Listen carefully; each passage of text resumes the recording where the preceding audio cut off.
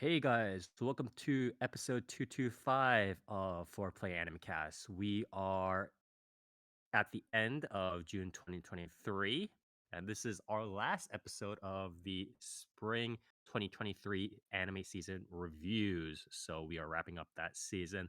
Again, last episode we had our summer 2023 previews, and we wanted to do it a little bit early so we can see the upcoming anime, and kind of talk about it before they all rushed in during the July month. But yeah, we are finishing it up now. We are finishing the spring 2023 season up now, just before the summer stuff comes in. And then I think our next episode, 226, will be pretty much smack dab in the middle of when every anime series should have their first couple of episodes turning out. So it'll be pretty nicely timed there. But, anyways, I am your host, Spire, as per usual. And here are my compatriots Near, Hello. Toast, What? and Dark. Hello. All right, let's quickly go over our past 2 weeks. Near, how have you been? I've been pretty good. Yeah, Been playing a love lot to of see Street it. Fighter. A lot of Street Fighter So have 6. I. So Yeah. have I. That game's good. That game's kind of good, I think. Not. Also, it's the bigger thing is it's not bad, which is Yeah. a I bigger mean, relief. in a sea of very not good fighting game releases over the past like 5 years, Yeah. When did the last version of Blaze Blue come out? quite a while ago, quite a long time ago. I would say since Street Fighter V, we've had a pretty bad record. Yeah, and I mean even Street Fighter 5, Yeah, like Street Fighter V Street launch Fighter 5's was launch was questionable. dog. Yeah, Street it Fighter. was Yeah, dog shit, that's what right? I'm saying. I'm including it in there. Yeah. Yeah, so, yeah, it's been pretty rough out there. But Street Fighter 6 is definitely a breath of fresh air. It's fun. It feels good. It is relatively well balanced for a launch fighting game. But yeah, other than that, I finally cleared the Omega Protocol Ultimate in Final Fantasy XIV. So that was a big up, big win. Very exciting stuff. Other than that, mobile games, anime, not a whole lot else. Just a few, Okay. few highlights Pretty here and there. Yeah. But yeah, overall, pretty good 2 weeks.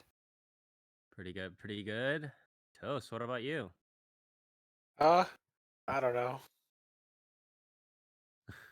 Just pretty quiet, mostly living real life. I love Logitech controllers. What happened? Yeah. Hey, I'm not bringing it up. What happened? I'm not. What could have never mind. possibly Anyways, happened in the yeah, past exactly. 2 weeks? That's so weird. I like how somebody actually went and found the photo for That's it. not true. There's I don't no believe it. Oh, that fucking is way. not- I okay. refuse to That believe. can't I be real. refuse to believe it has to I be said to real. Nir, You know what I was mean? like, if that's real, then I don't know if I believe in God now, but I certainly think that like we're in a fucking simulation at you least. believe in Logitech over God, essentially, at that Yeah, point. like there's like no fucking way, dude. Like I can see that. It's too funny to be real. You know what I mean? Yeah. Well, God sometimes, Oh, Hey, did you anyways. know you can buy a pint of Cinnabon frosting? Oh yeah, you Mhm. showed us that picture. That was just. That was that and the what is it? I do because the people talk KFC about cola that, bag. and they also talk about that in the same way they talk about the fact that you could buy like a gallon of Papa John's garlic sauce. Yeah, That sounds pretty good. That the Papa John's garlic sauce and the KFC cola bag are just Ugh. too. Just stop it. Yeah, what Just would the stop fourth it. one be? Because we need like The the four horsemen of the apocalypse? of Yeah, of exactly. obesity. I don't know. Ugh. Would you count the 100-piece chicken nuggets? No, it would be like. Oh, No, man, that's what too would it be? food. That's too food. Yeah, that's too food. Yeah. It would probably be something like one of those pizzas that have the extra garlic sauce or whatever it is instead of the tomato sauce, right? They have all the fatty topics, but on bottom they have the white sauce or the garlic sauce or whatever it is. Oh, Right? so my Domino's order, thanks. Yeah. Yeah. Yeah, you fat But fuck. I don't know, man. Anyways, anything else, Toast? I saw Ant-Man Quantumania on Disney Plus, and I'm pretty sure. Wait, either they reuse the assets from Star Wars for that film, or the other way around, because those aliens and their costumes kind of look Star Wars-esque. I was like, hmm, what are the because the way they dressed when they were in the quantum realm, trying to blend in, they kind of look like Tusken Raiders. And if I recall, doesn't Rey dress like one too? I haven't seen the new Star Wars trilogy at all. So like they're dressed like nomads as well, with like even the red like eyeglass band, and I was like, this is pretty sus, my dudes. Is this what happens when Disney absorbs Marvel? All your aliens look like Star Wars. They even had something that looked like a cantina, and the only way you could tell this was not Star Wars is this freaky sky in the quantum realm. So that was pretty sus, man. I mean, you're probably gonna have to live with that sort of stuff as long as Disney and Marvel come together. Yes. Oh yeah. Sorry, did I tell you that I'm not going to be on the podcast next month? Next month? All On next month. on July 4? Is it July 4? No, July 2nd. That's Yeah, July 2nd, Sunday. infamously known for being one of our podcast Because dates. I have to watch the Hololive English concert, and I'll be out. You have the freedom God to bless. do that. Toast. I allow it. But anyways, thank you, Toast, for your Do you 2 want weeks some more fun news? Because I got some more fun news. Otherwise, hopefully it's anime related or what's going on there. are VTubers anime? In a sense. Yeah, sure. What's the VTuber news, Toast? I love Niji Sanji. That's Yeah. not news. I know what he's talking about. I know what he's talking about. He's talking about the recent present departure of Mide. What's up? The best, Right. the bet. What? What happened? What was Who that? left Nijisanji? Kundo Mide, one of the brown-haired one, the teacher one. I think we were talking about it before Yeah. the sports server, yeah. But yeah, she left after comments made earlier on a few months ago about the Oh, that's a people in baseball. the World Baseball Championship. That was what it is. World Oh Championship. yeah, that shit was stupid. And I yeah, So get wait, it. and then what? afterwards, What did she say? Like, it was something weird. It was something She like, was oh, what? asking why you couldn't bean someone in the Yeah, head with a baseball, yeah. like just to Essentially, get them out why couldn't you intentionally. just bean someone on the head with a baseball, like intentional out or potential walk or whatever it is, right? uh-huh. Just to get them out, injure them, and that created a firestorm. She looked made some ignorant tweets, based WBC going on. She went radio silent after that, and then afterwards she came back and leave. And obviously the WBC comments were also at the she was fake. She was already feeling a lot of stress.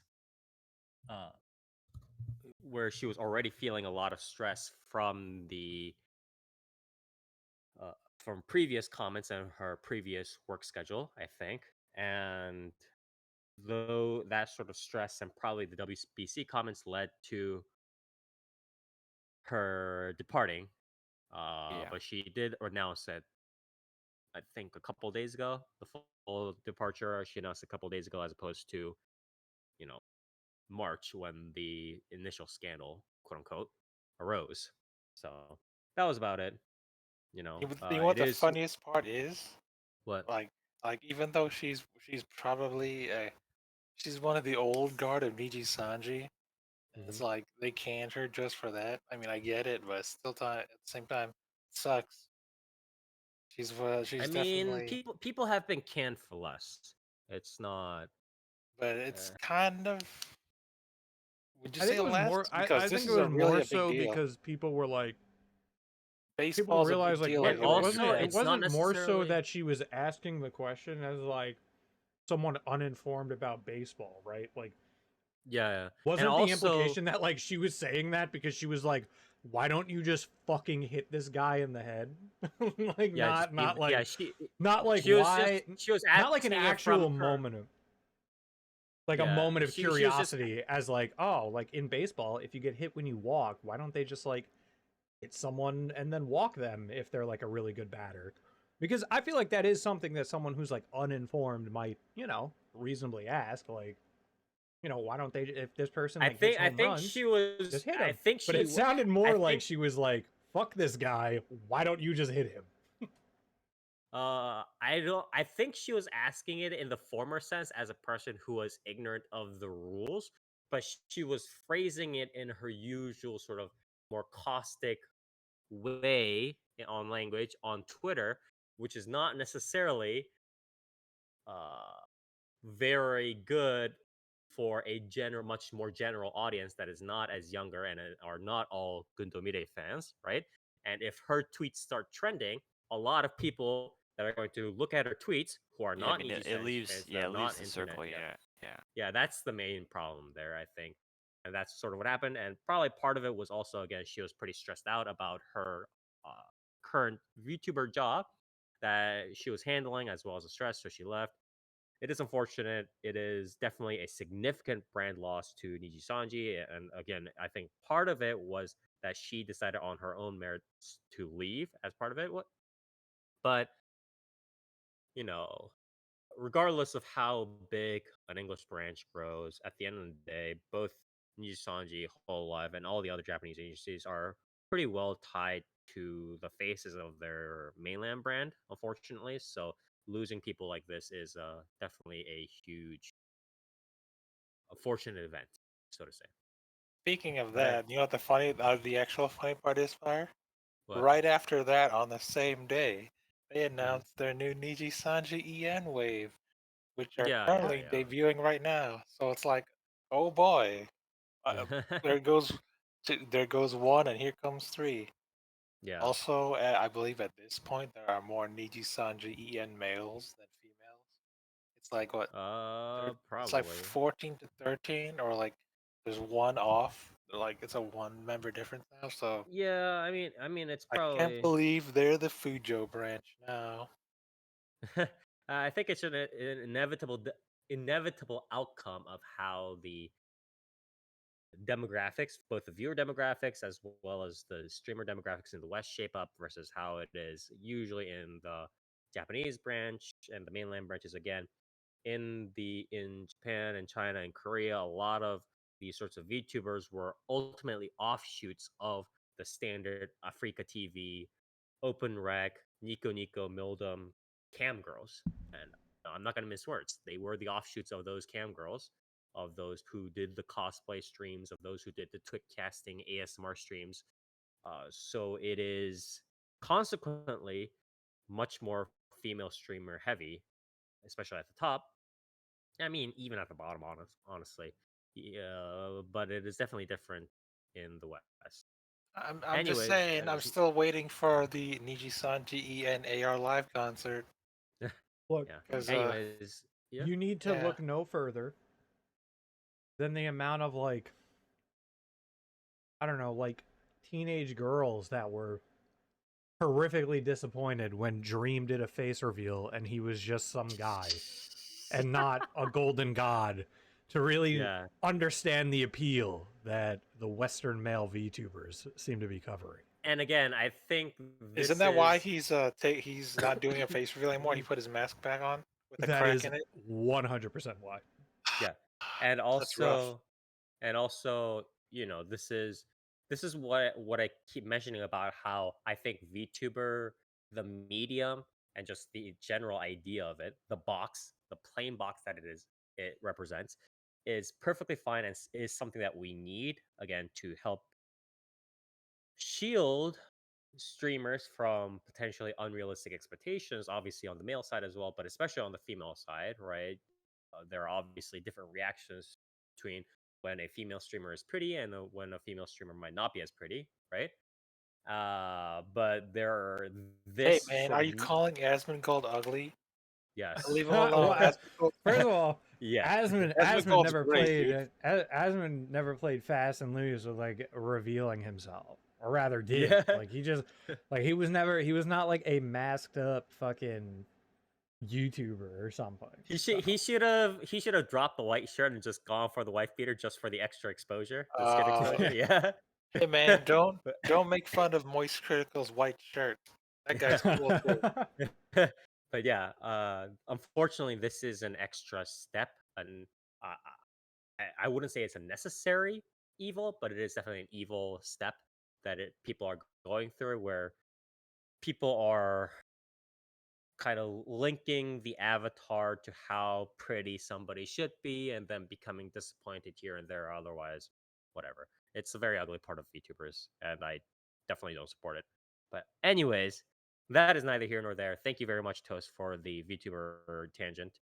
Dark, what about you? 2 weeks, please. So I've been playing what is it? I got ahead of the curve in WoW, so I've effectively finished rating in that for the season. So that's been nice. I am still unable to get a house in Final Fantasy because that system sucks dick. Every 4 days, I get, or I guess like every 8 days, I get to be extremely disappointed and not win house roulettes. So maybe one day they'll fucking fix that. No. Other than that, I've been playing some Street Fighter 6. I've not been playing a lot.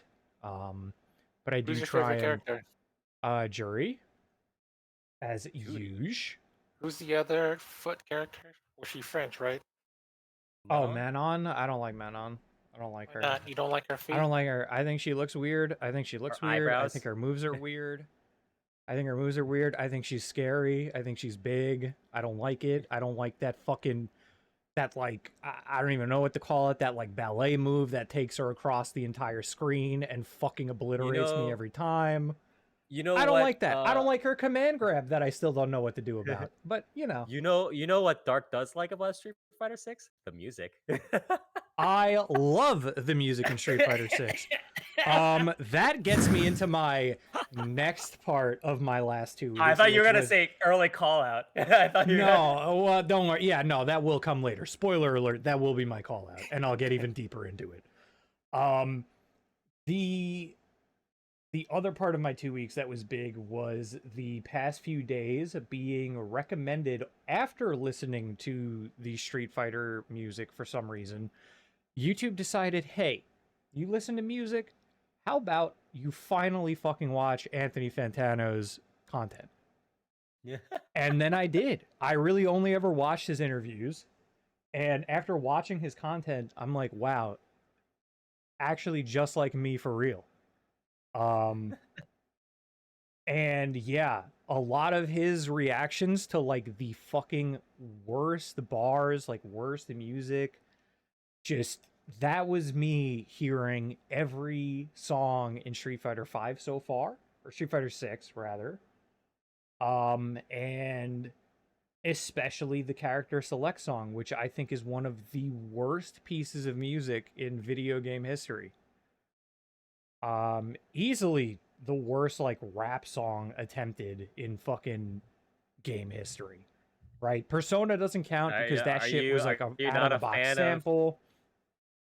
Yeah, I'm not a fan of opening with the fucking bars, survivalist, hungry like a tigress, which also, when you start having to emphasize syllables for your fucking like similes and shit like that, you've already lost. Like, these aren't bars anymore. Are you not inspired by crazy lyrics like "I'm like a diamond, I shine under pressure," my friend?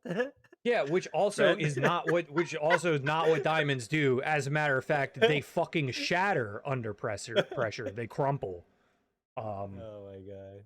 Yeah, no, it's just like it sucks. It's like I don't know, like if you were gonna go for that, you could make like some sort of like analogy, like some sort of fucking thing of like, oh, like I turn into a diamond under pressure, like something like that. Like you could do something like that. Either way, like every way you cut it, that song sucks so much fucking ass. It is unreal. And every single time I enter the character select screen, it's like you get another little taste of the worst track you will ever fucking hear. I actually had a conversation with Nier about it that like, I hate May's theme in Shrive. I hate Bridget's theme in Shrive. I fucking hate them. I think they're shitty. But they are definitely doing what they're trying to do. Right? May's song, they definitely went into that trying to make some like iCarly sounding bullshit. And they did. I don't like it, but they did. Street Fighter 6 is trying to make a fucking like hype rap song, and they did not do that. So that to me, easily the worst fucking thing. Worst song Yeah. on that OST as well, because at least the character songs are like bad but boring. Speaking of music, you guys seen the new Spider-Verse, right? Nope. No, I am not. Okay, never mind. That's why it's not been in my The 2 opening weeks. was sung by Lisa, Buckaroo. right? In the No, Japanese I've version. never heard The of that. Japanese I'm one, asking- yeah. The Japanese one was done by Lisa. I was gonna ask, like, which song do you like better, Realize or whatever song they watch into Or Spider-Verse? whatever. I don't know. Whatever I haven't yeah, haven't seen it yet whatever the either, fuck by the they way. put in that shit. Whatever. Whatever. Yeah, garbage. whatever, man. Did they get 'Cause- Did they get Kendrick Lamar for fucking Spider-Verse 2 yet? Did that happen? Did I miss that? I see Post Malone. I don't know. Oh my god, no, not again. Like I haven't seen it yet either. I've been Fuck holding out me, because I dude. heard there's audio issues when watching it in theaters, so I'm waiting till they fix that. Well, they have What do you mean? They they literally apparently did that. have different They literally did. versions of it. So Already fix it? All right, I'll check it out soon. They fixed that after like the first week. Oh, all right, cool. listen, man, you can't win them all when you're putting in like 5 different versions of movies into I was different talking about theaters. this one. That is a thing that's happening, by the way. There are like at least 5 versions of Spider-Verse 2 that are out there. What are the so differences? That's fun. Are they major? People have there's like different lines. There are slightly different cuts and scenes. Oh. And people are like piecing it together as to like which is which. Is it per country? Or No. like is it all in the US? No, I think it's just different in general. It's probably different based on like theater chain or something, I would have to guess. That's okay. But yeah, my 2 weeks have not been particularly eventful outside of that. I would like to get better at SF6. How's the air in New York? Did they fix it yet? Yeah, they did. They patched that out. So Canada is no longer sending us the bad air. Yeah, the weather anymore. control machines kicked in. Yeah, they finally The did Wizard it, of Oz working on that shit. Yeah, the New York Don't you mean State government Mysterio Spire? called a couple different people. Yeah, exactly. They ran that for a few days just to give people a little bit of a fright, and now we're back. Now we're back to normal. No more masks. You know what I'm saying? How long does it take for all that to disperse? Like a couple days? That a week? shit took a long time. Yeah. Okay. So it like crept in and then was gone in about I think a little bit over a week. Okay. Or maybe a week, and then there was only one day where it was like really bad.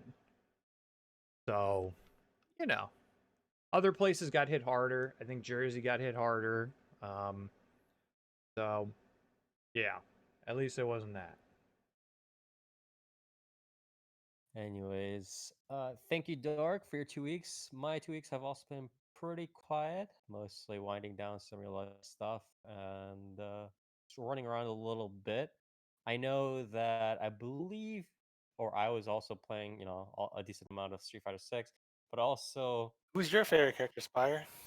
my favorite character. Oh, whichever one's the strongest, of course. Yeah, I if I had a gun pointed to my head and somebody said, if you don't win Evo, I will shoot you." I would probably pick Luke or DJ, but right now I'm messing around with a little bit of DJ, but mostly right now my mains are Honda and Marisa, both of which are just characters that you can Who's Honda? kind of Edmund Honda, the sumo You mean E wrestler. Honda? I've never heard anyone Yes. call him just Honda. Do you really play How? Street Fighter? What? What do you mean? I think there are a decent number of people who call him just Honda. I call him E But Honda. Also, Nier, who's your favorite? We might as well get this all out. I don't play Street Fighter. I've been playing a lot of on. Marisa. I've been Okay. dabbling with Kimi a bit recently. I kind of want to try out Luke as well, but wow, I'm just giving surprised. it to the power. yeah. I'm surprised none of you have No, mentioned my see, favorite Spire, character. unlike you, he didn't open with "What's your favorite character?" and then immediately go, "Well, if I had to win Evo." Yeah. That wasn't the question. Well, that's why I said my actual characters are Honda and Marisa right now. But wait, Toast, what were you saying? My favorite About- character is your custom fighter. Oh yeah. It's like There was a Gandhi one that one of the streamers that I was watching was fighting against. That was pretty good. And he had the Marisa Super too. are they tournament legal, by the way? I've seen a No. very man. no. Why not? Why not? I Because saw you a can, very like, good. you can make one with like 8-foot long arms, dude. Like, Yeah, So? you can also make one. You can also give them like you could be like, oh yeah, I just want Every like special. fucking yeah, like I don't know. I've seen shit like yeah, they have like Luke normals and then Sonic Boom and then like Marissa's fucking like what is that called? Armored Moose. Yeah. Punches not like Superman What is punches it? Gladi? Is it Gladius? I don't know. What am I thinking of? Which- Hey man, if Mii fighters are tournament legal, why not custom freaks in Street Fighter 6? I think Mii That's fighters are a- slightly different. that's a than, Yeah, one that's a thing little from bit of a that. different breed. And I mean, if you're talking about an 8-foot arm dude, you why not make an 8-foot leg dude to counter that? It's like, oh, it's the yeah, like obvious. Hitmonchan, it's obvious Hitmonlee kind of matchup. thing. Yeah. That'd be Yeah, pretty we're gonna That's have the a matchup. we're gonna have a tournament where it's a 8-hour long match where they flip a coin and then one person has to create a character, and then the next person gets to create one. That sounds That'd fantastic. be pretty. That'd be pretty funny if it was like an event tourney. I'm not gonna lie, but yeah. Anyways, that is probably not a tournament legal, but I played Honda Marisa. They should make one. Yeah, Free- that'd be. free I think that'll be fighters interesting only. for a side tourney. um, but yeah, I had a little bit of fun playing Street Fighter 6, and then I know there was a localization of Nukitashi that was released. It was published by Joran, which I know do not have a very good reputation in general, but I've heard that I've seen that the translation seems mostly okay. There are some parts where it's pushing it a little bit too much, but in terms of how Nukitashi is, it's definitely more amenable to having the language pushed around a little bit and being a little bit more corny than it is a bunch of other series that where translators just try to go again iCarly or Disney Plus without really bothering to think about context. And I'm really glad because Nukitashi is one of the recent visual novels that are a little bit larger and more consistent and are of higher quality than and is not some random, uses off vanilla novel number 60, right? And Krupa did a pretty good job with Nukitashi and obviously Nukitashi 2 as well. And I'm glad that it got an okay localization again from what I've been seeing. Fire, what's white I bait? don't remember all the lines though. What? What's white bait? White what? What is this? What is white bait? I'm looking at the Steam overview, and I don't understand this picture. I think it's probably referring to come, but yeah, these are sort of some of these like lines are trying to, because there is a lot of, how do I say this? There's so much sexual innuendo language and just wordplay and stuff like that thrown into this visual novel. But sometime, while it is nice that a lot of them have been translated in some sort of manner, I think there are parts of it that are too corny and put kind of shoehorned in. And the issue with that is, again, and I always talk about this when it comes to translation, a big part of translation is making sure that it is accessible to the reader. Remember, when you are creating an English translation, it's not just two people up somewhere in New York or two people somewhere down in California, Orange County reading the series, or somebody down in Essex reading this visual novel in the UK. It is not just a bunch of US UK readers with X amount of English literary knowledge in their brains. It is, some person in Singapore, some person in India or Pakistan, or some person down in South Africa, or someplace up in, wherever, Russia. And it is beholden to the translator to create a reasonable set of words that they can use, a reasonable set of limitations, so that the people reading the English translation don't have to understand some random bunch of English slang just to read the visual novel. That is not good for a translator to do. And I'm putting it very charitably because, again, I don't want to go on a huge rant.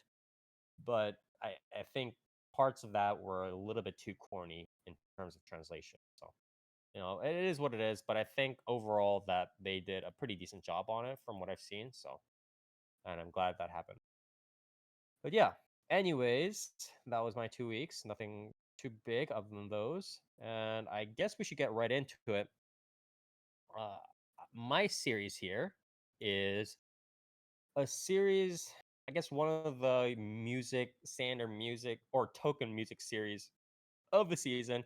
And usually these come up every season or so. Obviously, you have stuff like Your Lie in April. That was a little bit more of a famous one. But you have other series that, um, what is it? The What was the Japanese instrument one that you covered here? The Mashiro not no Oto. Yes, Mashiro no Oto, stuff like that. That was, I think, a little bit on the decent side, right? Yeah, And I then liked it. yeah, and then you have some other stuff, and it kind of all middles in. I think it's a little bit better when, uh, how do I say this? It's a little bit more tuned to the Japanese experience, but you have stuff like Out Orchestra here. So Out Orchestra, let me just start off with a basic covering of the staff and how it's set up. It is done by Nippon Animation Studios. If you guys don't know, this is a very old company. They've been working on stuff since the freaking 70s. The birth of what we know now as sort of modern Japanese animation, right? They, for instance, they worked on the Dog of Flanders anime slash movie, not modern remakes, the original Dog of Flanders anime slash movie. So they've been in this business for quite a while. Recently, they've been doing a lot more of in between animation help, just being subcontracted to a lot of different other studios. But they did recently had stuff like Let's Make a Mug 2, as well as Level Up Play in the recent years, 2021, 2020, 2022, so on. So they've done a couple of smaller works that we know in the general anime season, but mostly it's been in between. So overall, the staff is generally, it kind of looks like let me go over the staff individually first, and then I'll kind of give my thoughts on it. The chief producer, Takata Jun, is a sort of a newer producer. He did stuff with Eizouken and To Your Eternity, which is not light series to handle for sure. So pretty decent experience as a starter. The director, Kishi Seiji, is a veteran in the industry. He's done stuff he's directed Angel Beats, Assassination Classroom, Arpeggio of Blue Steel, Carnival Phantasms, Seto no Hana Yume, a lot of big hitters that you might Wow, I've might not heard of know. those shows. Really? Dude? Tell me That's more. crazy. What's your favorite? Yeah, Mine's Arpeggio of Blue Steel. I think out of all of those, Obviously. the best one is Arpeggio of Obviously, Blue yeah. Steel. Yeah, but you know, he also did some that I don't necessarily consider to be as good anime wise.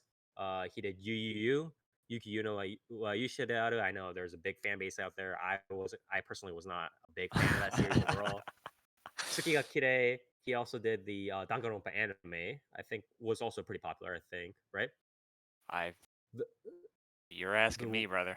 I don't yeah, fucking know. the rest of the staff are, I think, so it kind of looks like from the general staff list that Kishi Seiji sort of got the old Goon Squad who's been working with him across a bunch of series. For instance, like on Persona related stuff, Assassination Classroom, Danganronpa, Arpeggio, Carnival Phantasm, Tsukiga Kirei, Tentai Senshi Sunred, stuff like that. And he just put them all of his connections right onto this. So I was expecting more or less a pretty well-oiled machine coming in. Again, people like Kakiharu Yuko, who worked on Aikatsu, Akotope, Cells at Work, Shiaifuru. She also worked with uh, Kishi on again Tsukiya Kirei, but she also had some stuff like Digimon Try where it didn't pan out as much. But I won't blame her too much for that.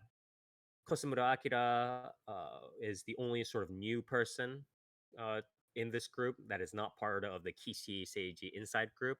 He only did one small movie and ONA before this, and this is his first general anime work. Other than that, again, Morita Kazuaki being the animation director, come character design.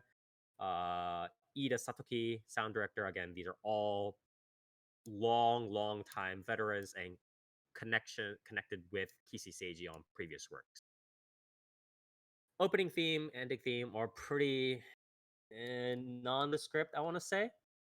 The opening was Cantabile by Novel Bride. It kind of devolves into standard male J-pop stuff. There's not much orchestra, string kind of stuff in it, although obviously the name and everything reeks of classical music, whatever, blah blah. Same for the ending theme, Yusari no Canon by Soshina. It starts off with this sort of electronic remix of Puckball Cannon, and then it goes into standard J-pop with a little bit of synth strings thrown in here and there. Again, not too impressive either way. Audio visuals, I would say overall are fine, pretty decent to perfectly fine when they're 2D and when they're just talking and stuff. And there's not too much animation in those. It's mostly just dialogue between the audience, between the characters, and a little bit of mouth movement, right? So that is handled pretty well. But other than the initial musical performance animation, because there's this animation of how of the protagonist playing the violin at the beginning, right? It's always, stuff like Your Lie in April, stuff like Mashino no Oto, stuff like this. All these music series always have that intro scene in the first episode, right? When the protagonist is reminiscing of days gone by, right? Of course. Of their youth, where they were genius, they were at the concert, they were playing so well, and then now they're here in this dark room, and they're just sad little boy, stuff like that. And so in that intro scene where the main protagonist was reminiscing about his violin concerto, that animation was pretty well blended. I want to say the animation was still laggy, but overall the visuals look quite well blended in terms of between the 2D background and the 3D CG animation of the performance. So I thought to myself, okay, well, clearly the director kind of learned his lesson since Tsuki ga Kirei, which when I was reviewing it, I was mentioning that there was very poor blending going on between the 2D background and the 3D, or the 2D front, actually, the front animation, right, of the characters, and the 3D background, right? So when the 2D characters will walk back into the school along with all the other schoolmates, right? You could see the sort of sea of 3D models Yeah. and the 2D animation in between, and it was very uncanny valley, and it was very awkward. So I thought to myself, okay, well, this Kishiseji's team learned from last time, and Tsukigakure crawled so that this anime could walk, right? And so I was pretty pleased initially, but then immediately in episodes 3 onwards, the all the other animations involving the music, the orchestra, so on, were very standard 3D, clearly just blocky animations, clear 3D looking models, and it kind of just looks like either episode 1 was just very flatly used to bait out the viewers into watching the rest of the anime, which is kind of standard practice, but more so, right? Yeah. Or it was just them completely running out of the standard 3D budget after episode 1. Well, very unfortunate. I was hoping a little bit more from 3D blending again into better animations. I wasn't expecting them to do full 2D animations like it was some Kyoani stuff or some Nodame Cantabile stuff, right?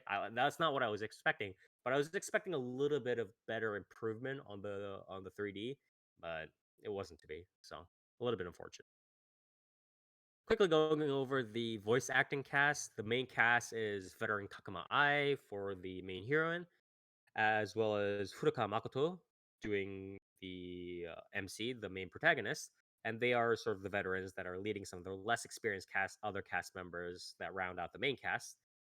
The supporting cast for the various teachers and the other classmate A, stuff like that, is the standard medley of the AB listers. They have Anzai Chika, Saito Chiwa. Saito Chiwa is actually doing a lot of roles this season for some reason.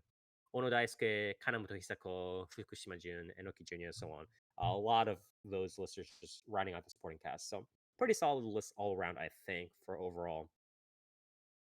So yeah, that is the general roundup of the setup for the anime. And as for the anime plot itself, uh, it's a general setup of the standard kid genius who played violin a lot and he was really good, but then one day he suddenly stopped playing. Why? Because of trauma involving his family and divorce and his father leaving him and so on and stuff like that. So he has this trauma. He doesn't want to play the violin because of the trauma.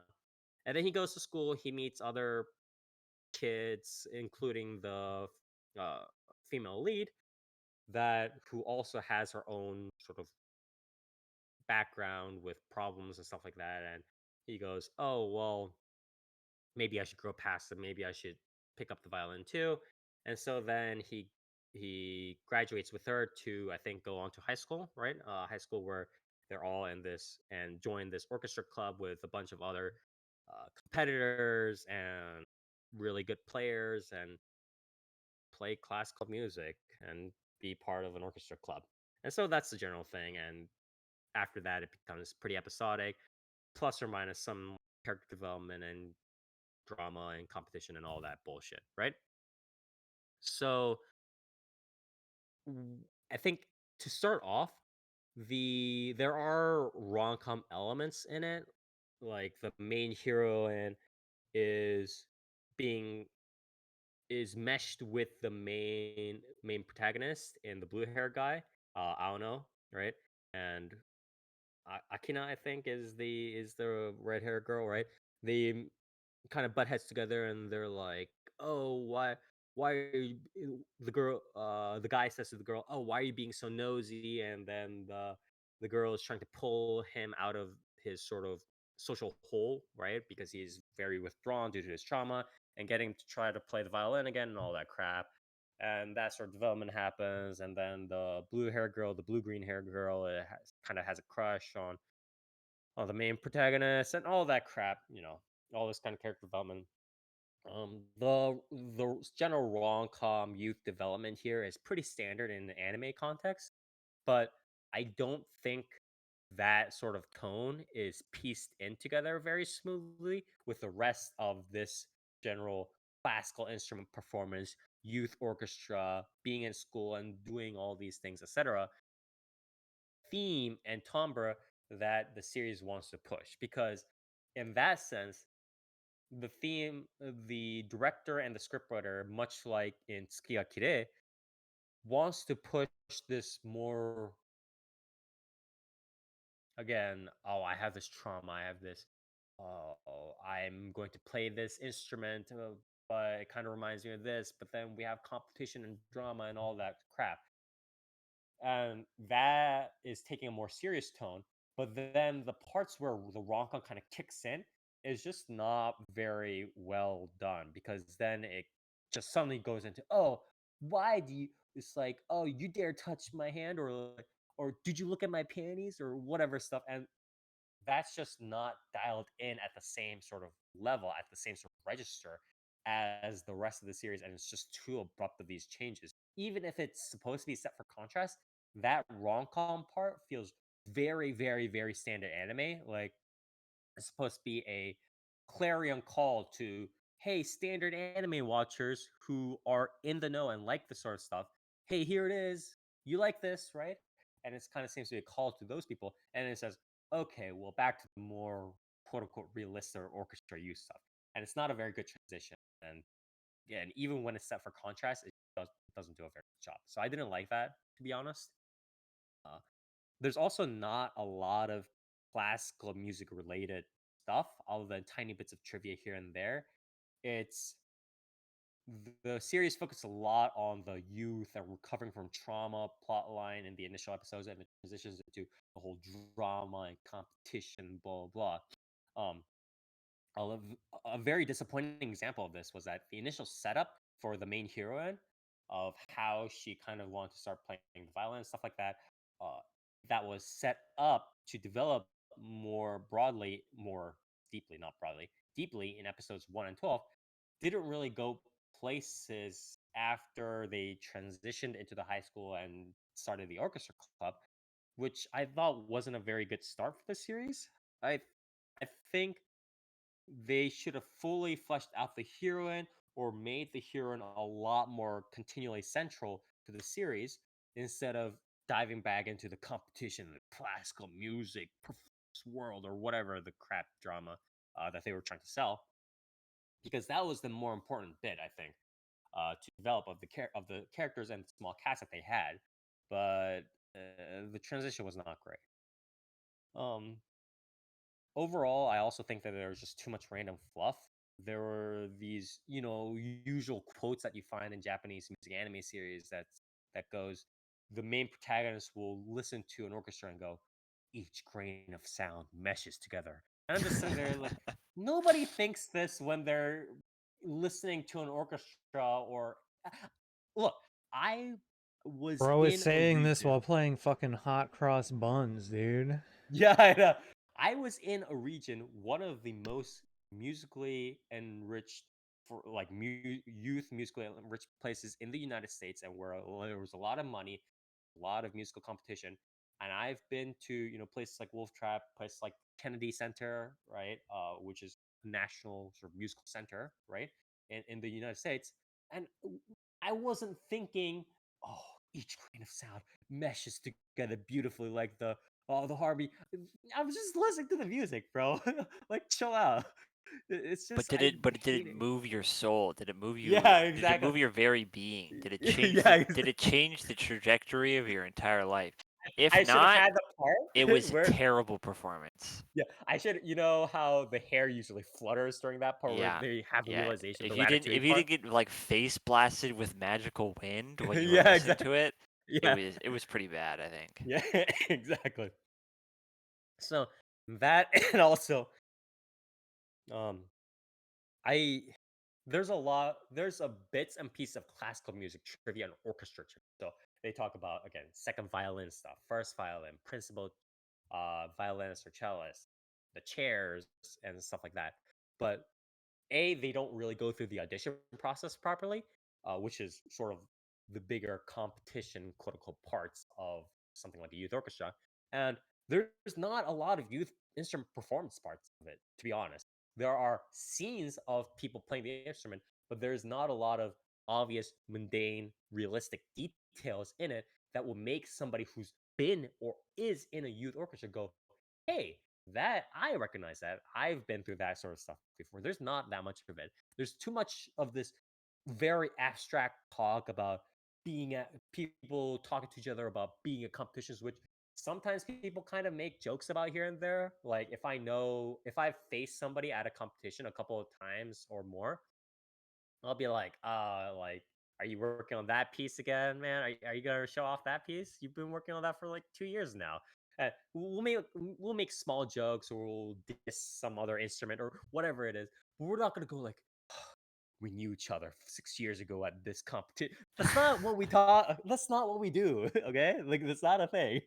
Um, I mean, it's and not that like what It anybody sounds does. like No, someone's not yeah. really taking it Like, that seriously. yeah, yeah, like yeah, people don't really like behave or communicate like Yeah, that. they You know just what I joke mean? Like, around, like even yeah. if they are competitors. And this clearly smacks of a, I guess, original author as well as script writers and directors who did not do enough research on the subject, which is disappointing because this is not the first rodeo that this sort of themed anime has been on, right? Musical, orchestra, youth, whatever, these sorts of anime have been out since the beginning of freaking civilization. And to get it wrong in the year 2023 is honestly still a little bit disappointing. And so there's just too much competitions and drama and just not enough of the mundane. And a lot of times the mundane things are what people really enjoy watching when people are watching these themed stuff. That's why you know, four girls in a club doing random things get so much traction, right? Because those sorts of series, yeah, they have the Moe Blob girls and whatever, but at the end of the day, they oftentimes talk about a lot of the mundane, realistic things these days than a lot of these sorts of drama competition series do, right? Things like Do It Yourself, or Let's Make a Mug, or Yamano Susume, oftentimes talk about these mundane things a lot better than, oh, I gotta face off these competition. I gotta look them in the eye and think about the grains of sound meshing together. Like, come on, guys. And these sorts of mundane things is what makes the anime much more realistic to the viewers. Again, talking about maybe having to practice at 3 a.m. in the morning in a freaking closed and hot and sweaty room somewhere in a freaking hall somewhere, right? Uh, and on top of that, not only are they focusing on competition, there's the competition aspects that they're focusing on are way too or not. I mean, it is dramatic, but it's too abstract. They're just talking about all these sorts of weird mental aspects of competition, such as, oh, I stared him in the eye. Oh, I couldn't hold my violin properly because all of the pressure of the other guy across from me and whatever, blah, blah. And it's just, again, it's not really akin to what people actually think about during these moments or during these sorts of environments. And it would have been really nice if they could have focused on the specific parts of the youth orchestra or the instrument performance specific parts. Because elsewise, if you're not going to make that part realistic and that part appealing, why would I watch this series about competition and drama when I can watch the 50 other sports series about competition and drama to begin with, right? There are plenty of those that are decent out there, like Blue Lock even or some whatever. Why would I watch Out Orchestra? What reason do I have? And it's just very frustrating, I think. Not, for instance, a big example also of something the director and the scriptwriter and the author taking pains to sort of shoehorn in this drama and competition in lieu of creating a much more realistic and appealing anime uh, that goes towards portraying youth orchestra is this one scene where the main protagonist meets the white haired dude in this poster art, right? Which is sort of not the deuteragonist, but one of these sort of sidekicks, right? His sidekicks, and or I guess the rival in a sense, whatever rival sidekick, some member of the main cast group. So they're put together in as an example of the newcomers, right? The freshmen, and they're given 4 seasons spring and they're told, hey, sight read this, try playing it. And so they start playing it and they're both supposed to be super good. And the white hair guy suddenly starts smirking and starts changing up the tempo or whatever it is. And the protagonist is like, Yeah, but like that's change not up what the he was tempo, this asked is to tricky. do. Yeah, exactly. That is literally not what you're supposed to You do can't do in an that. You can't just orchestra, start especially in an freestyling. audition. Yeah, exactly. Especially in an orchestra, it's what I mean. Even as a soloist, if you're playing with an orchestra, right? You have to play. You have to let the orchestra director as well as obviously the rest of the orchestra has to be in concert with the soloist and when he's going to slow down and when he's going to go fast and stuff like that. And if he doesn't I don't plan know, that man. out literally I think the yeah, soloist could just like look at the do whatever he the wants. conductor and like just give him a little wink whenever he's done. Yeah. Yeah. And if he's just doing random stuff and on the night of the concert and the conductor is just out there doing something completely else, it's just going to be a mess. And that's the soloist, let alone a member of the orchestra who has to be in lockstep with the conductor and as well as the rest of the orchestra and not do random tempo stuff. In fact, that's also a very important part of auditions where the conductor or whoever is running the audition will specifically make sure make sure that the guy isn't doing it at some random tempo or trying to mix it up and be at weird tempos or interpret the sight reading sheet music or the excerpts that they were supposed to be practicing in a very weird way that is not usually done in performances. So this whole idea of wow, he's switching the tempo up suddenly, so I can't play with him. That is literally not what you're supposed to do in an orchestra. Even if, in fact, even if it kind of deviates slightly from the sheet music, it's better to be in lockstep with the rest of the orchestra and the conductor than it is to fuck with the tempo and be, disjoint from somebody else in the orchestra, especially the person next to you. In fact, what will often happen is that if, for instance, let's say it's usually two columns of people in each sort of section, the strings for instance, right? So you'll have a first cello and a second cello and then third cello and a fourth cello kind of in a row, or you have the first cello and the second cello, or the principal cellist and the second cellist, right? Assistant principal. So you'll have those two people in the first row and then you'll have the third cello, fourth cello in the second row, fifth cello, sixth cello in the second row, so on and so forth, right? The higher the up you are, obviously, usually the better you are, right? But that aside, if the person on the inside is flipping sheet music or kind of messing up a little bit with some intonation or fingering or messing up a certain part, usually this doesn't really happen in better orchestras, but sometimes in youth orchestras it does happen. It is beholden upon the job of the outside cellos, the cello or the violins, cellos, or the outside strings, the strings that are closer to the audience, to cover for that person and play and make it kind of look like everybody's playing in lockstep anyway. That is literally what you're supposed to be doing. Everybody's supposed to be playing in harmony. And this whole idea of, oh, drama, competition, he's fucking me up with the tempos. He's Yeah, but doing Spire, initial D counterpoint, on me. Yeah. counterpoint, that scene at the end of Whiplash was really cool. Yeah, that is true. I apologize. But this idea of, oh, cut there, he's switching up tempos on me to screw me. Stuff like that is ridiculous. People do not do this, okay? People don't. There are parts where obviously the youth orchestra is competitive. Most notably during auditions where they're shuffling around chairs, right? Because obviously you want to get a higher chair to look good, right? Being principal cellist or principal violinist is best, or concertmaster, right? Is best. Being second chair or third chair or fourth chair or whatever afterwards is still good, if you can get highest chair as possible. Some people are lazy and want to try to choose an even chair, like an inside chair, right? So if they fuck up they don't get screwed, right?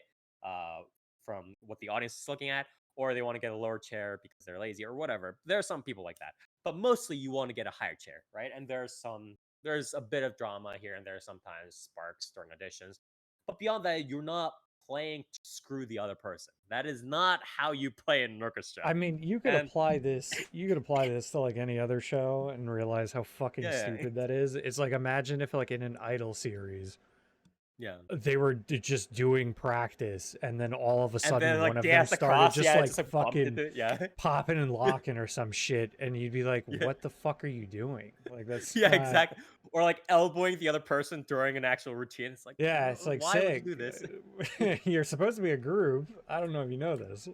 Yeah, exactly. And it's just ridiculous. And it's just very frustrating that, again, there's a reason why 4 girls in a group doing cute things gains traction, even though they're just talking about the most mundane of trivia. It's because that sort of thing is valued by a lot of people. And to kind of do this all in bet on the drama and the competition and the trauma of the background and blah blah. It's just very disappointing.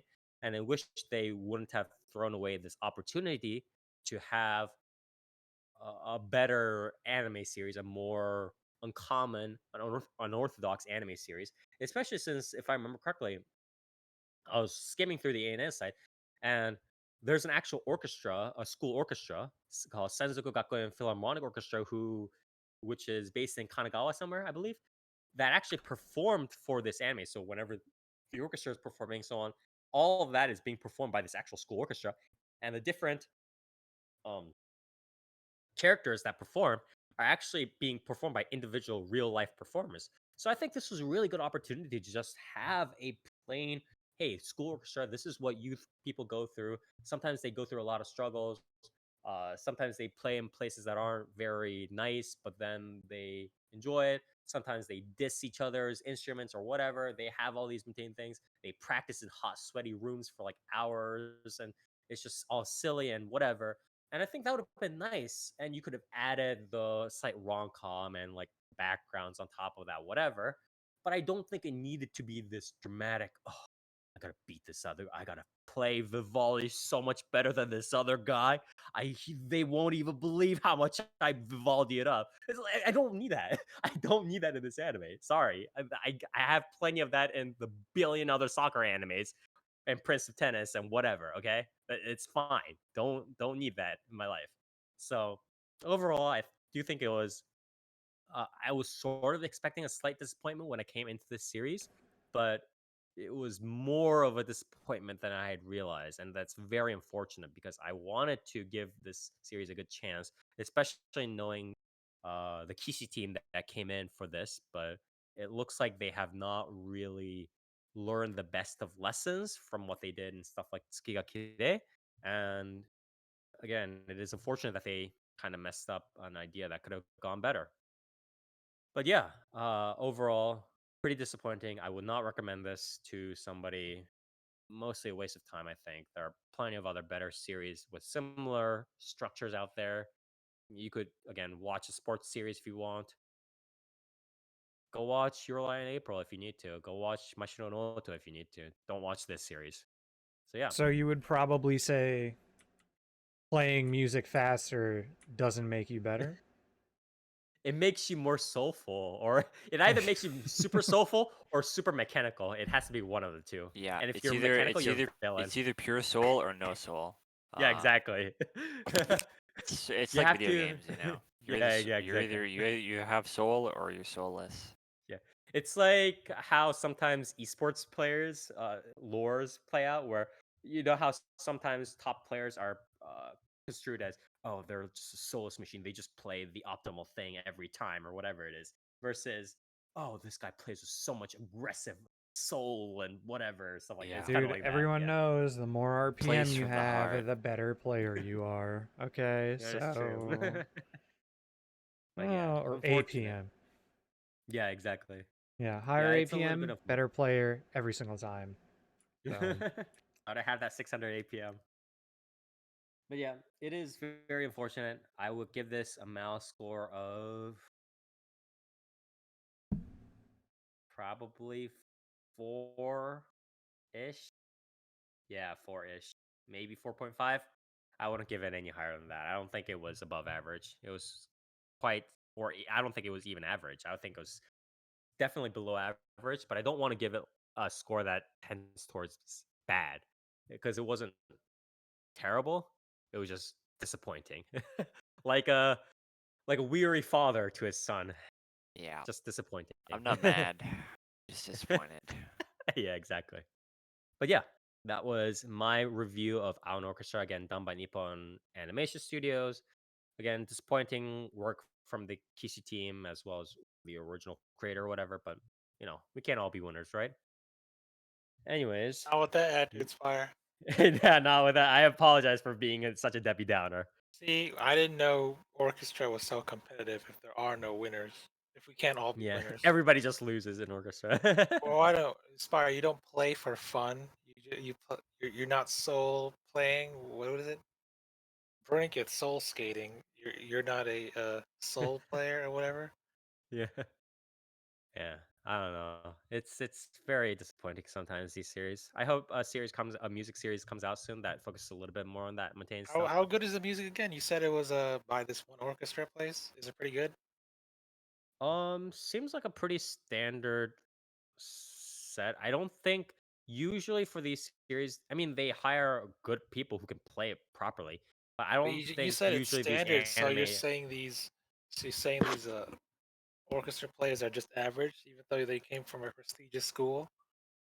Yeah, that's true. It doesn't necessarily fit, but I think the youth philharmonic played like a youth philharmonic from what I can hear. What I could hear, the violinists played pretty standard well. Something that you might hear in a standard YouTube video of maybe a So they're state level just or national level competition, maybe national level ish, regional level ish so competition, right? but Pretty. how can they be standard if they're national/regional level? You Yeah. said standard. I'd be thinking like early high school stuff, not Okay, so let me clear up my maybe stance. your music taste is more eclectic than mine, I guess. When I'm thinking real good, I'm thinking legit just people who would place at national So competitions. they don't That's sort place of at nationals because you said they're standard. I don't know. They seem I mean, the youth orchestra part when they're just playing as an orchestra seems pretty standard. I don't see anything, super noticeable about them. Again, the performers are the performers. They play the standard pieces. I'm sure they can play pretty well, but it is what it is, right? Um, but yeah, especially since we're not talking about a lot of times we're not talking about individual performances. Like you'll hear some clips here, audio clips here and there in the series of somebody playing, a Paganini Caprice or whatever, and then the orchestra will play a clip of Bolero or whatever. But it's all pretty standard. It's nothing I would perk up my ears at and go, "Wow, whoever's performing this is freaking great." That's not. I'm not. It's pretty standard. But yeah. Anyways, that was my review of Aon Orchestra. Next on the list, we have an actually decent series, apparently. Nier, what do you have for us? Wow. So I watched Kimi wa Houkago Insomnia, also known as Insomniacs After School. Yes, yes, yeah. This is a manga original done by Leiden Films. This is a romance series. In terms of staff, this is, I guess, a relatively big project. So there's like 800 producers. Director is Yuki Ikeda. Seems to be their directorial debut. Which is pretty surprising for this sort Yeah, of they've series. done some episode direction on what is this? Mugen no Junin, which was, if I remember right, yeah, the Blade of the Immortal anime adaptation, and Arad Gyakuten no Wa, which I don't remember.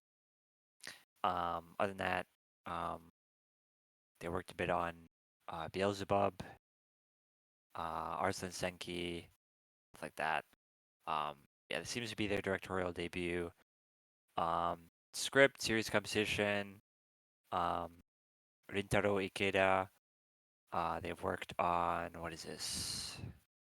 Nanatsu no Taizai. Oh, okay. Hortensia Saga.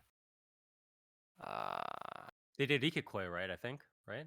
Yeah, Rike Ri- Gakoi. yeah, Kabuki like something. Kicho, Sherlock. Yeah. Yeah, a lot of stuff. Yeah. Seems to Science fell be in love, so I tried to prove it. yeah But it's interesting that they did have pretty heavy involvement in Nanatsu no Taizai, right? yeah So seems like it. Let's see, Hiromi Ariga, animation director.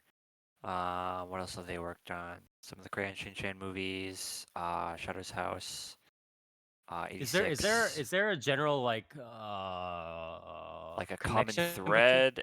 From or what is I've it just seen, Light of not Films just pulling really. people It together? seems to be just Leiden Films pulling in Okay. general people. It doesn't seem to be like a general, Mm-hmm. theme among the staff from what I've seen. Mm-hmm. Yeah, again, manga original. Manga was done by, Ojiro Makoto. Makoto Ojiro, who did the art and story for this. They've also done Fujiyama-san wa Oh, Shis- Shinki. Shishunki, Yes. Neko no Otera no Chion-san, another I Am Hero comic anthology thing. Yeah. I and think some I other remember the one Fujiyama-san shots. one. Yeah. Yeah. Yeah. The plot synopsis for this is essentially our main character, Nakami Ganta, has insomnia, which means he has trouble sleeping at night. And as a result, he's very tired throughout the day. He's basically always falling asleep in class. And as they're working on sort of a school project, he overhears this sort of, I guess, rumor, ghost story about the abandoned observatory that's in the school. And the story is basically, one of the students sort of jumped out of the window of the observatory and she, died. And as a result of that, one of the ghosts sort of haunts the observatory, and that's why nobody goes up there. And he hears Mm-hmm. this and sort of uses it as an opportunity to basically be like, well, nobody's gonna come up here, so I might as well catch some Z's, get some shut eye. Mm-hmm. And in the result of that, he finds our female protagonist, Isaki Magari, who Mm-hmm. also just so happens to have insomnia. Um, and as a result of that, they sort of come to an agreement to sort of use the observatory as a sort of shared secret space for them to just doze off together, catch some shut eye. Um, and as a result of that, they sort of, grow closer to each other. They develop a friendship, and you know, as a romance series does, they sort of discover that they have, feelings for each other, and it goes Mhm. from there. The basic story, like overall, is it's pretty simple. Eventually they get caught by one of the teachers, and they sort of get forced to, refound the astrology club, right? So they sort of have to, you know, do astrology club activities, take logs, so that way the school doesn't, kick them out, basically, of the observatory. Um, Mhm. and as a result of that, um, the main character Nakami sort of develops a bit of passion for nighttime photography, right? Yes. And um, the female main character Isaki sort of she doesn't really have that much interest in astrology. She's kind of just there to um, root for the MC in that regard. Obviously, she finds the night sky very pretty and stuff, but uh, her motivations for the astrology club are more of just like keeping the observatory. You know what I mean? Mhm. But yeah, the main character's sort of passion for nighttime photography um, ends up introducing one of the supporting characters, um, which is I think like one of their upperclassmen who was a former member of the old astrology club before it got shut down, and she's also somewhat of a you know a loner, um, night owl kind of character, and they all sort Mhm. of um, have this shared, you know, night owl sort of relationship, and the ability to sort of share their hobbies together with this general, bond of, not really sleeping much at night, right? Mhm. And as the series goes along, it sort of goes into, um, some minor, um, I Trivia? guess, yeah. So there's quite a bit of trivia in this. It's not like super deep trivia. It's sort of like, surface level stuff, but there's some photography trivia. They deal with, ISOs, shutter speeds, exposure, lengths, essentially Mhm. how it sort of goes into how night photography is quite a bit different from, normal Oh, photography, okay. Huh. and how, in order to capture, say, if you want to capture those pictures of the night sky where um, the stars are like streaks of light. You know what I mean? Yes. Obviously, you have to set a very long exposure time because Yeah, you yeah, know yeah. stars don't typically move very fast, right? If you So if you have somebody, even if you have somebody with, say, a white shirt, right, and a super dark background, yeah, you have to, even with advanced phones right now, you have to still kind of keep taking the picture for at least a minute or so for the picture to be properly kind of set. yeah. So they go into a decent amount of trivia for that. It's obvious that like either the author either knows what they're doing in terms of um like night photography, or they consulted Mhm. somebody. Um, Yeah. because I there's wouldn't a be lot of, surprised if they had a hobby because yeah, a lot of people have that. So. because the a lot of the I guess sort of like inner conflict right now with the main character is sort of because the like main goal right now, for the club that they're doing, Mhm. that like their teacher has sort of set them up with, is there is a sort of like nighttime photography competition, right? Like a local thing, right? Um, and he sort of, you know, is given the goal of entering it, and if he wins, then obviously the club will get a bonus in funding, right? Mhm. And with the bonus in funding, they can, you know, renovate um, the observatory a bit more, make it a bit more comfy, stuff like that, right? And so the sort of inner conflict that he's going through right now is he's very new to photography, right? It's basically something he's just picked up. And even though he has a very experienced photographer sort of teaching him the ropes, he's still sort of struggling with the, um, I guess, perfectionism that a lot of people have when they sort of initially pick up a sort of artistic focused hobby, right? Like photography I know what or you're talking about. drawing. Yeah, exactly. They So have to he's, get everything. Yeah. yeah, so he'll be taking a lot of pictures, right? But so one will be one will be slightly out of focus, right? So the stars will be a little bit, um, the stars will have a little bit of a streak on them, or the exposure will be too long, so it's a little bit washed out, or you can see, if you have too high of an exposure on a picture, it's sort of taking when you're taking a picture of something like stars, right? They're basically just light, right? It's pure light. Mhm. And if your exposure is a bit too much, you end up getting these sort of like grains between the stars, right? Mhm. It And becomes it can, blurry. Yeah. yeah, it can sort of dilute the picture.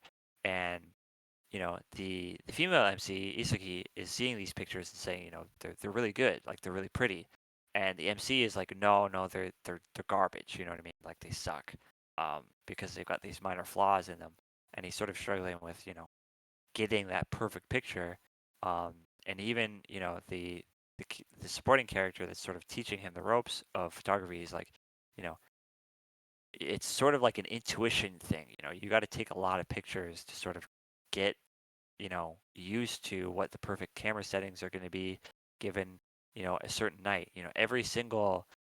Every night is going to be different, which in regards to how bright the stars are, whether the clouds are going to be coming in at any given moment, um, you know, the specific time of day, the location, how high you are, you could be on a mountain or a hilltop, or lower to the ground, or obviously, if you're in the city, the stars aren't going to be as bright, stuff like that.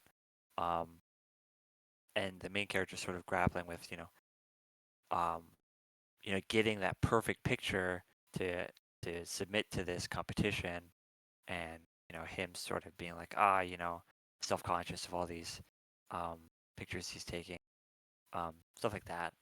But Right. overall, the main focus of it is very much just the character interactions between these two main characters, and it's a romance series, right? And Yeah, there's like it's 30%, there's 20-30% ish where it has the trivia and the looking over it, but then there's an yeah, even within majority that of it. those scenes, there's a transition back to the romance parts where Yeah, there is an intermingling of the romance parts. A lot of it's the girls doing the girls talk and the boys doing the boys talk, and kind of in between that as well. It's just yeah. a lot of Um, that. so there's a lot. There is even in those scenes where the main character is sort of taking these pictures, you know, and it's showing these pretty night skies and stuff.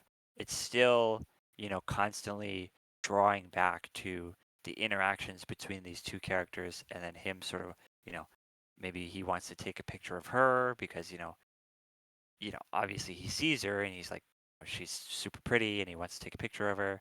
Um, Mhm. and there's just these constant interactions where it's very much a teen, high school romance where it's very, very, very obvious that Mhm. these two characters both have huge crushes on each other, but they don't Mhm. really know how to um, solidify that or communicate that to each other.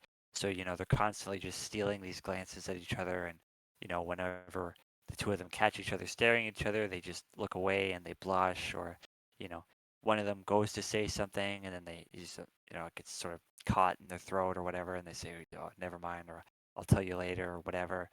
Um, What I but, what I'm okay with, well, not okay with, but what makes this a little bit more tolerable is the fact that it's not going for the standard.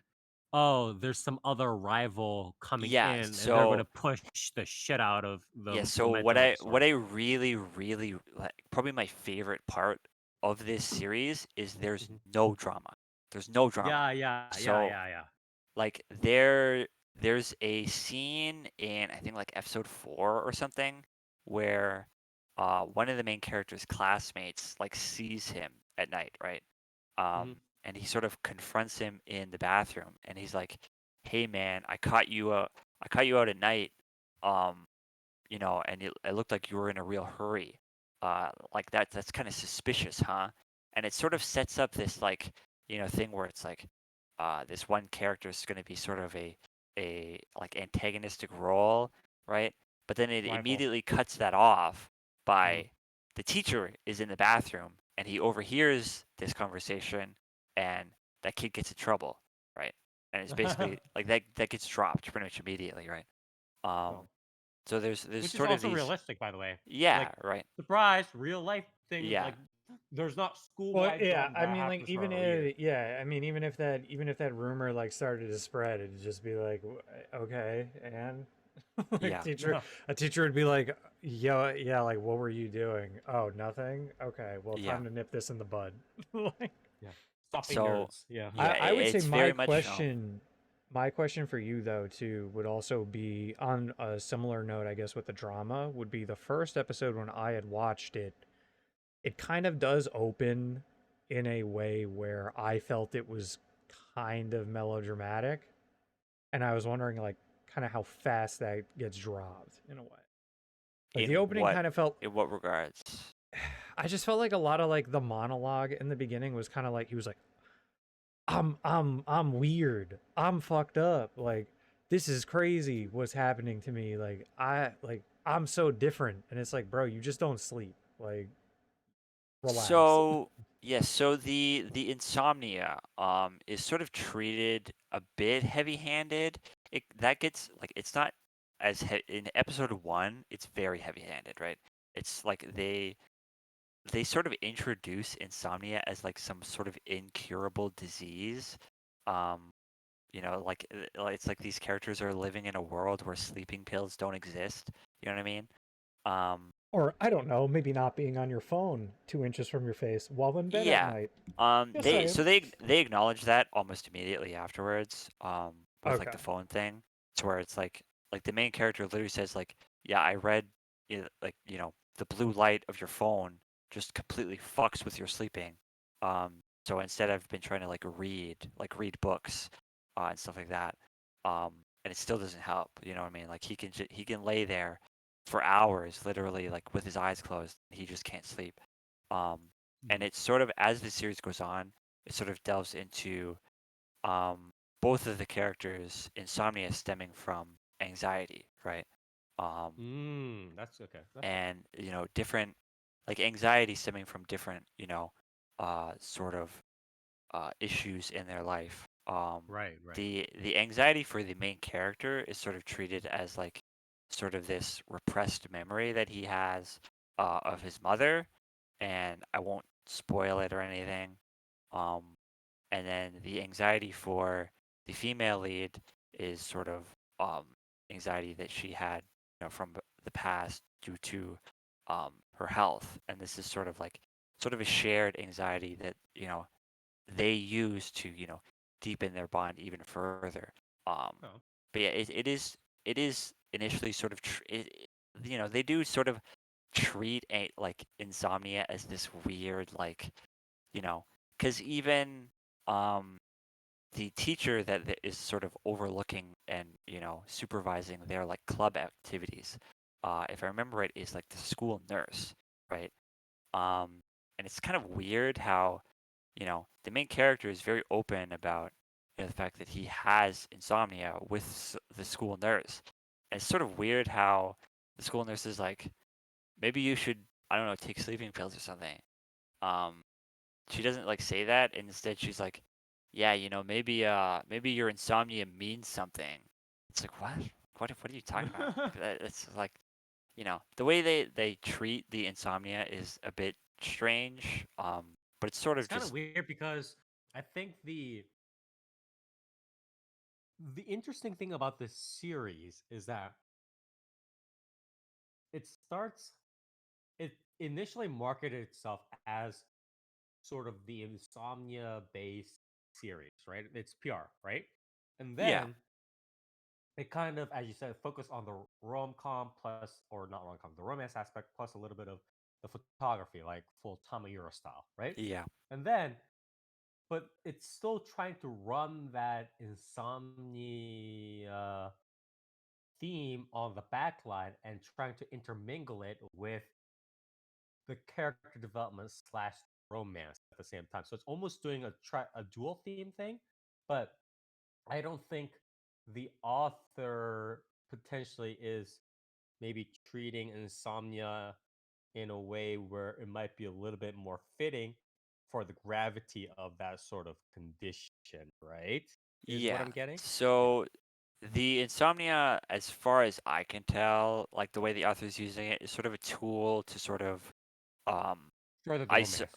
isolate um the two main characters, right? It is sort of because Mm, right. the female lead doesn't want anybody to know about her insomnia, right? Um, Again, largely, I think it's due to like, you know, sort of a self-conscious like feedback loop, due to her previous like health issues, and how those have affected her.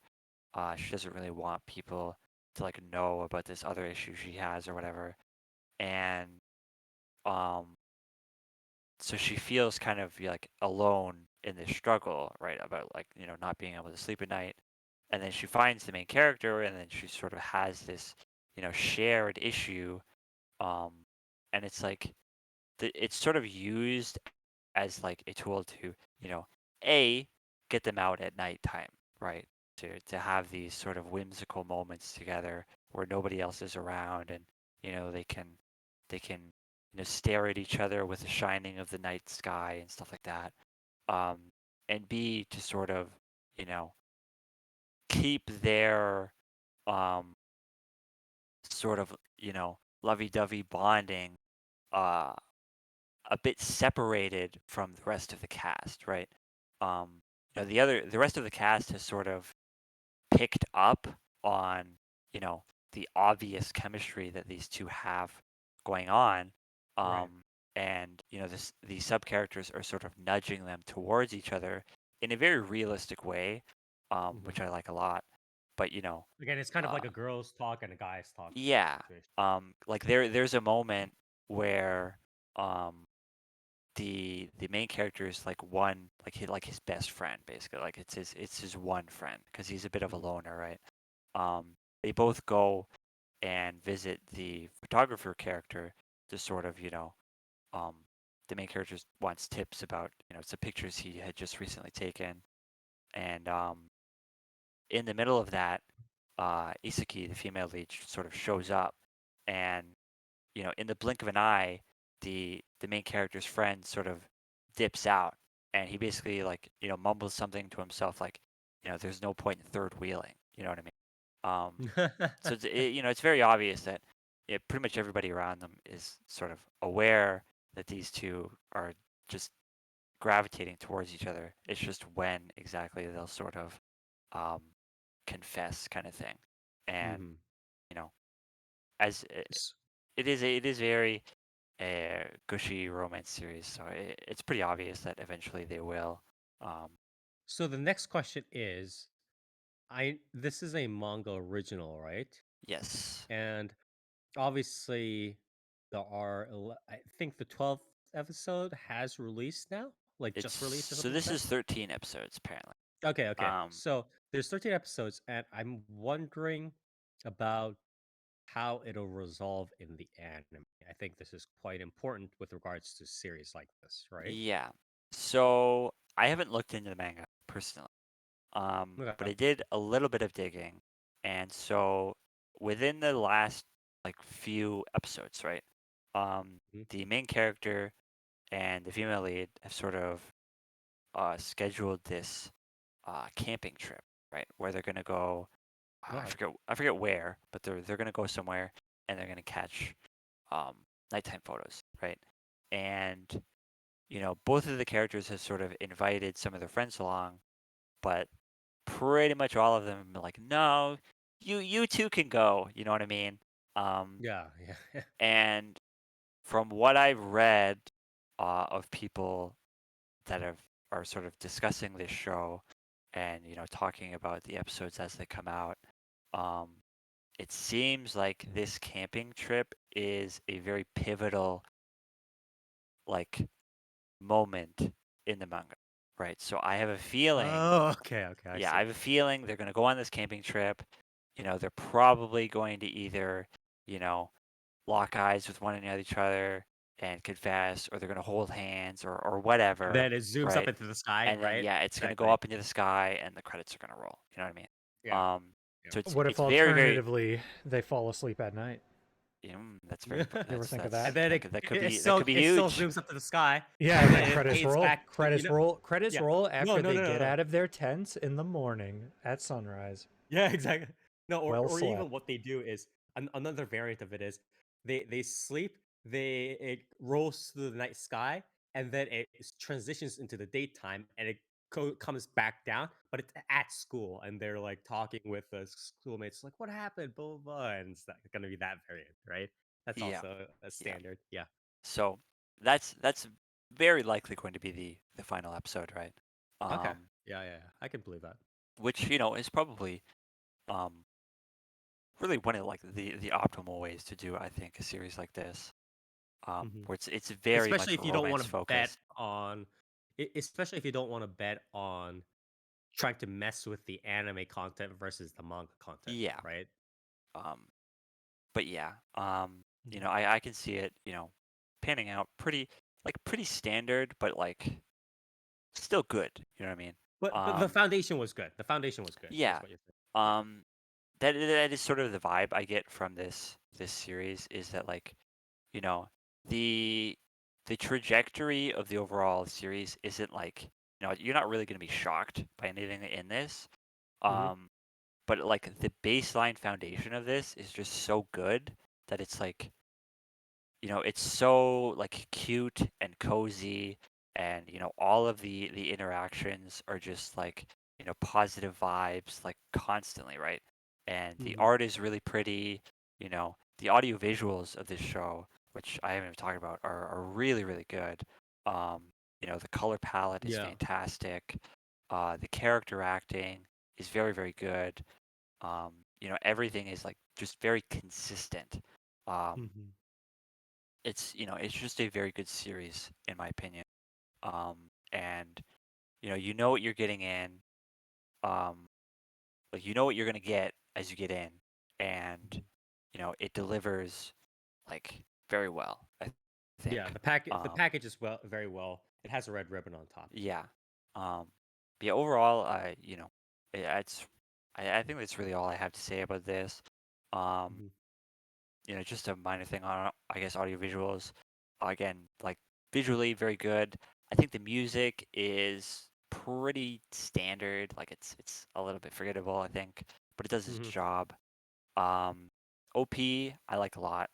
Um, the ED is a bit interesting. It's got so the ED is it sort of has like the photography vibe, right? Like it's a lot of just shots of the female lead, with I guess Mhm. the obvious implication being the MC is taking the shots, but it's got this like weird like 2-second shot of like live action footage of like somebody messing with a camera, and it's like, did you guys just not want to draw a camera or what? It's Yeah, really because strange. usually they have this thing where, for instance, if somebody's taking a timed self, group shot, right, where they'll usually have the scene in an opening in an anime or maybe even in an actual scene where they're all going out to like a riverside, for instance, right? Yeah, And the one of the you'll have the scene where they're adjusting this camera stand or whatever, and it's like everybody get up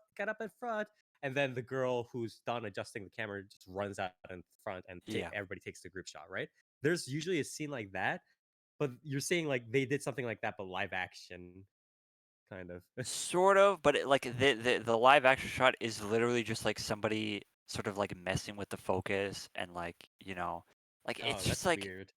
yeah, it's just like a shot of a camera, but they didn't want to draw a camera, so They they don't just have the recorded. time, they ran out of budget, Yeah, they just okay? recorded one for a little bit. It's weird. It doesn't look bad, but it's like Yeah, it's just a bit like, huh? it's art, That it's that was weird. artistic direction Yeah. here. That's Um. the- But yeah, it's just a bit strange. But yeah, they're being overall, auteurs.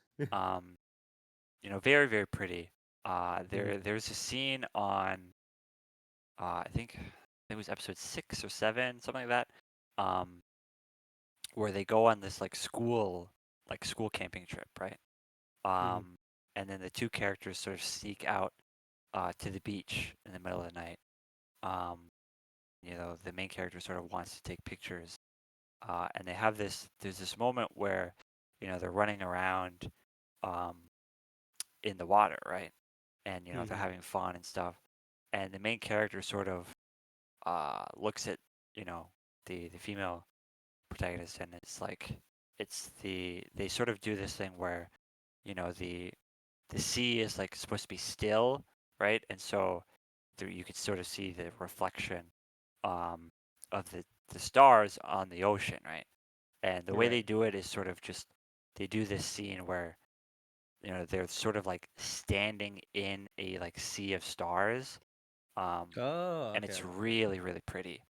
Mhm. They do a very good job of these like very whimsical, um, young teen romance sort of, um, you know visuals. Like it's very very good. It's almost Um, like some of the Shaft and Silverlink anime of old that you're reminiscing about, where, for instance, something like Bakuto Test, right? They had yeah, these yeah, mini skits where they had little like diagrams and little things, skits, right? Where they had different art styles. yeah. Um, but yeah, I I'm think looking this forward is to it. definitely a series that very much captures like young romance, like very very well, and it really helps Mhm. that the series is very wholesome. There's no dumb like shoujo love triangle. There's no drama. I was your childhood from friend, remember? And then yeah. comes There's in. there's Yeah. no like there's no drama from some outside source where it's like, the parents are like, no, you aren't allowed to see each other because you need to sleep at night. It's like, like these are just two teenagers, and they're very obviously in love, and they're just it's just a matter of when they sort of come out with it. It's a very sweet series. I definitely recommend if you're looking for something like that. But yeah, So they Yeah. don't have cool sleep-related powers. no, not really. So, but they have the power of insomnia, right? If you call that a power, sure, yeah.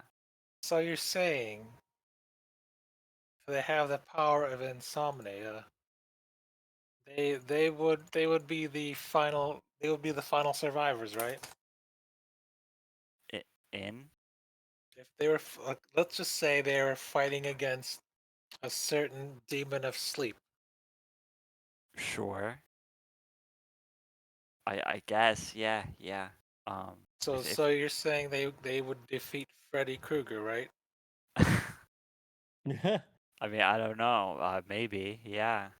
Because I'm thinking of like you brought up, oh, they have the power of insomnia and they can't sleep and there's a ghost.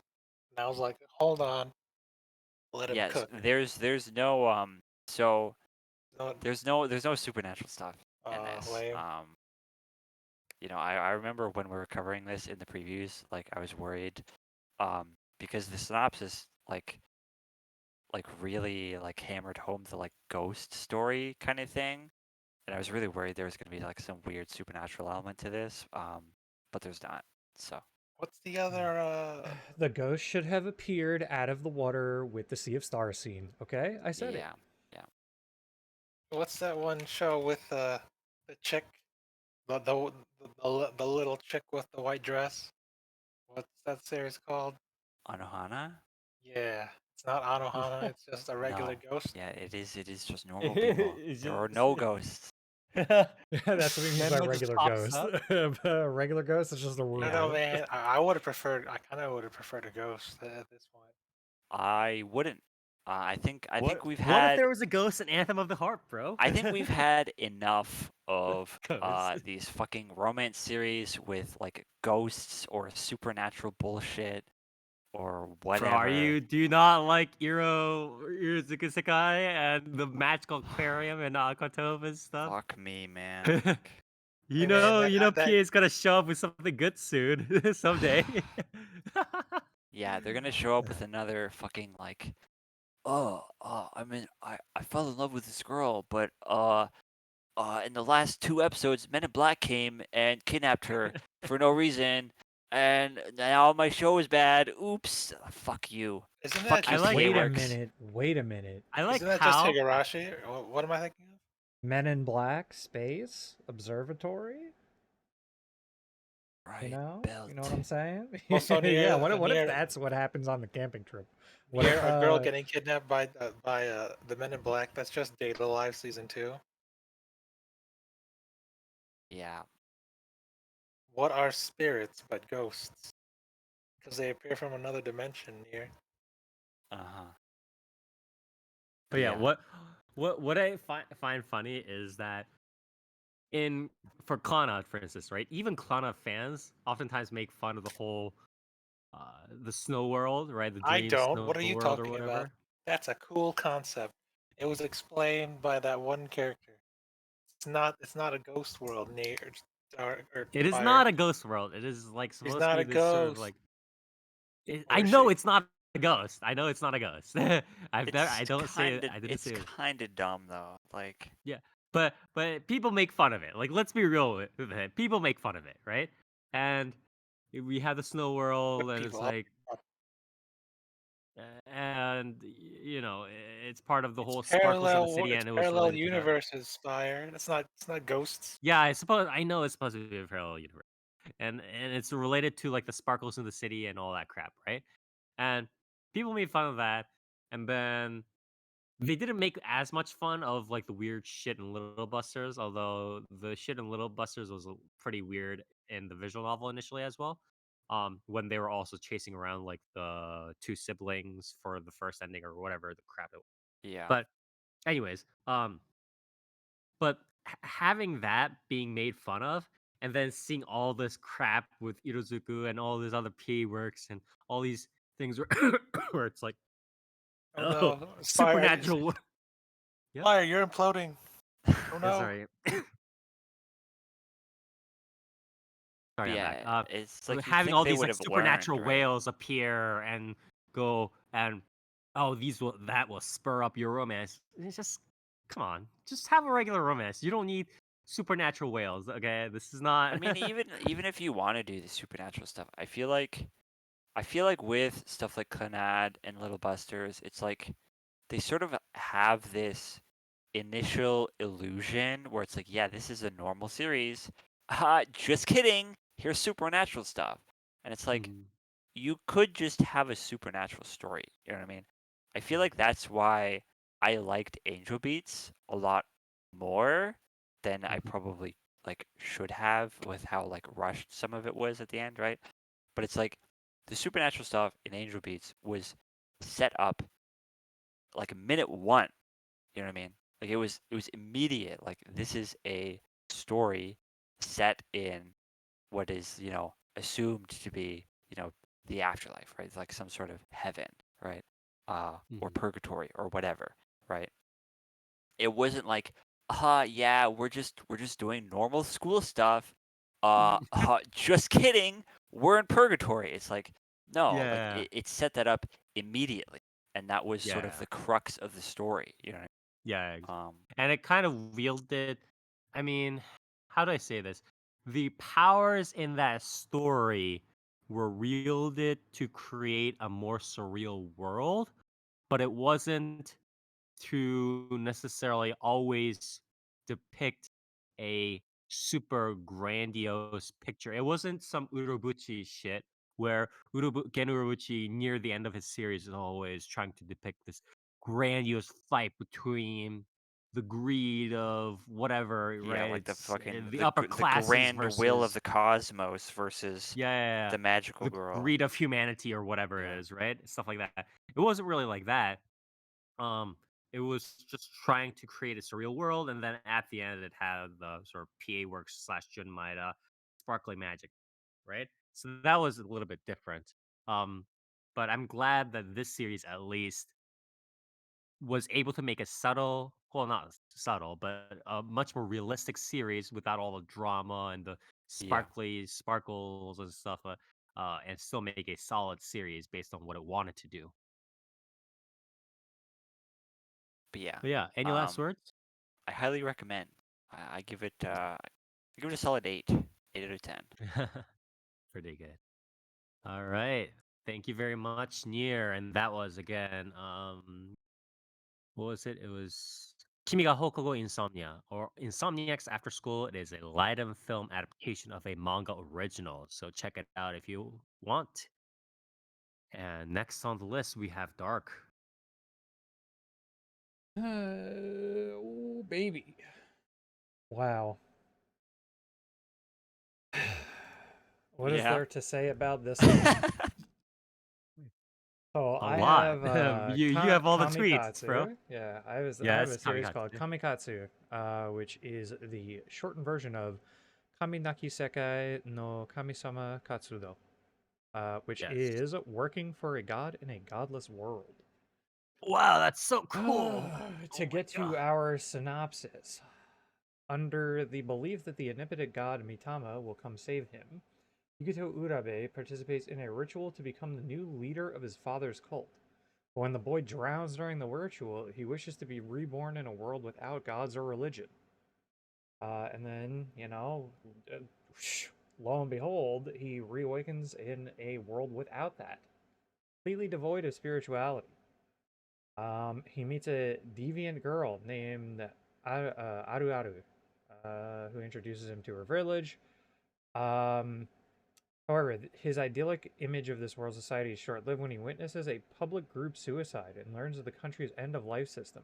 At any moment, the government may order any citizen to die. Aru and her sister are forcibly taken to execution soon after, prompting Yukito to rush to their rescue, but to no avail. In a moment of desperation, Yukito calls to his father's teaching, utters a prayer to Mitama to save them. And then, yeah, so he summons Mitama, who is the lolly goddess, and she saves them, and they have a lot of slapstick about her draining her power, stuff like that. Is this episodic after whatever, or is this mini arcs, or what's going on there? It's like mini arc / like kind of building towards a main goal type thing. Okay. I'm gonna be real with you. I don't really don't care. know. Yeah, I don't really know. Can you go over?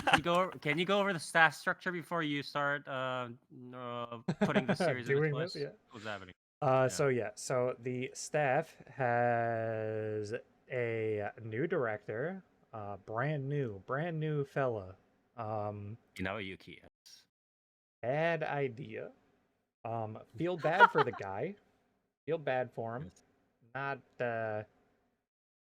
Not a good look for your first shot. Now, like we discussed earlier, this is probably a lot of like mismanagement. Yeah, it's just very strange, right? I'm trying to think. The studio is what is it? Yeah, Studio Palette. They have not. Have they done anything else? They Yes, did like but, two. weird They did like shit. two where they're like Yeah, they did tiny like a thing. kids thing, which is Shonen Ashibe, and then they did this Kona Sekai. Quality Assurance in Another World. I don't think this is out yet. No, spring 2024. Well, that doesn't bode well. Yeah, so the only things that they have They're out right front-loading. now are Shonen Ashibe, and Sekai Psycho. On I think they also they helped with the world's finest assassin. They were like okay, so they were just they were like helped secondary. with the Yeah, I think if I remember right, it was Silverlink Silverlink. was Yeah, main Silverlink production and on that Studio one, so- Palette. Yeah. Though I guess I also can't really I don't know. I can't shit on it too much yet. We'll get into those details, even with the studio. Yeah, a lot of producers on this one. and a lot of animation directors. Yeah, so also not a good sign. Too many cooks, except also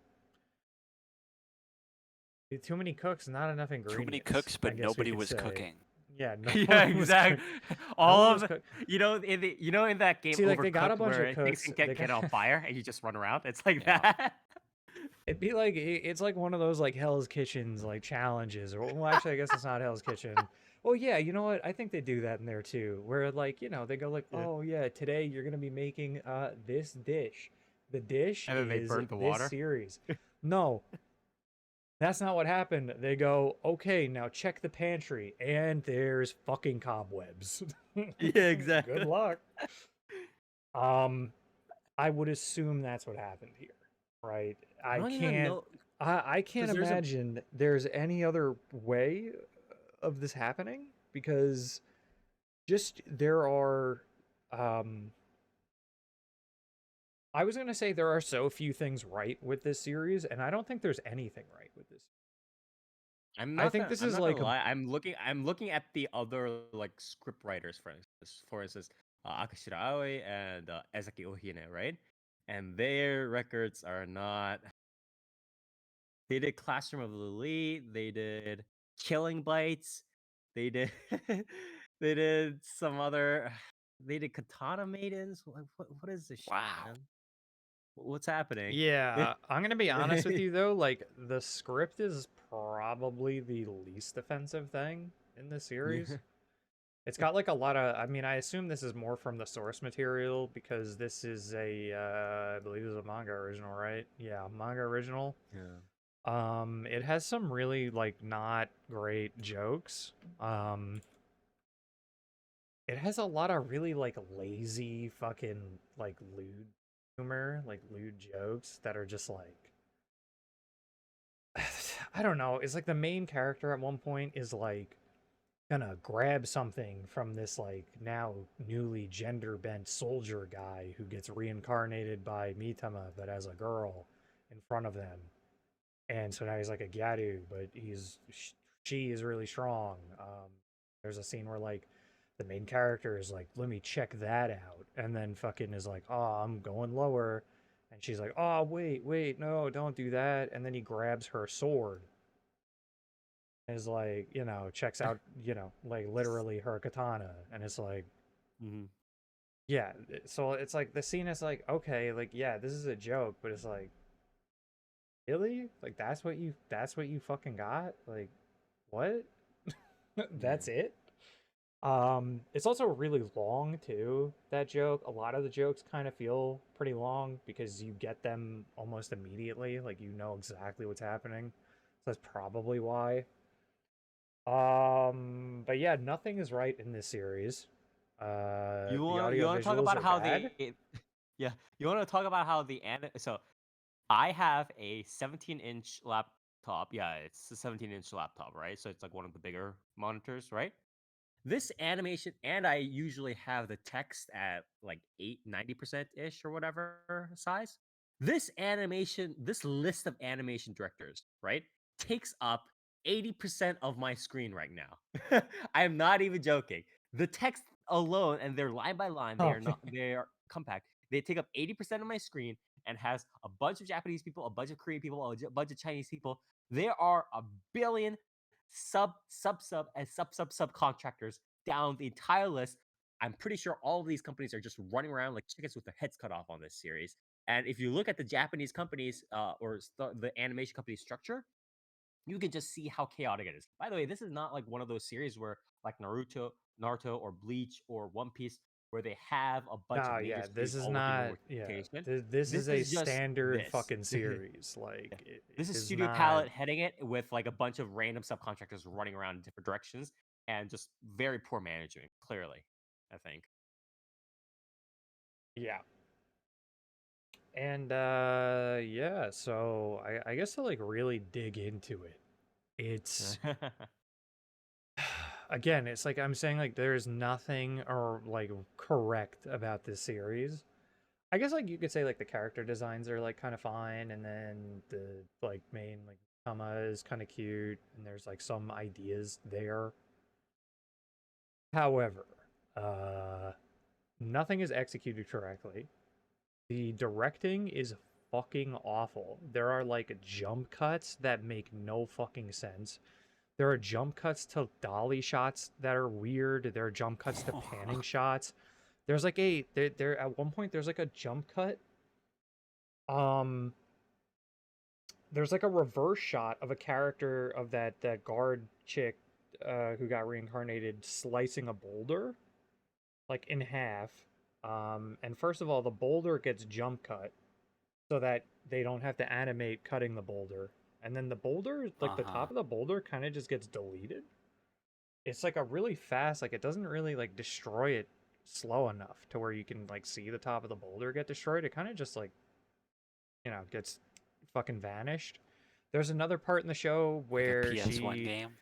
yeah, she also decapitates a monster at one point, or no, a different character, like blasts a monster's head off at one point, and like they jump cut it so that like the monster dies without them having to do any effects or Uh-huh. like show the monster get decapitated because that would require you to do like some sort of like transition between models, and like this way you could just you just take your CG and just lop the fucking head off and then call it a day and just put that in the scene, and now it's headless.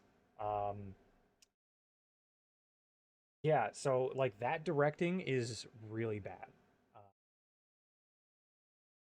I Just think, but another thing is like there are ideas there. Like you could probably say that you know maybe with more better management or something, this directing like could go somewhere, because there are some ideas with the shots and reverse shots and pacing where you're like, this Yeah, it isn't doesn't seem like any one weakest link. It was just a yeah, bunch of people it's who like were it's like pushed this into this. directing, yeah, it's like this directing sucks ass, but it sucks I mean, ass not in the same way that it's like probably X-Arm working. is Yeah, bad, it's right? working Like with like it's the just bad as in resources like, you have, right? yeah, like you've got Yeah, nothing. Like Yeah, like you couldn't have if the possibly director put this shit is together. sort of like dictating um the need for cuts to where it's obscuring stuff, or very obviously like not showing transitions, or um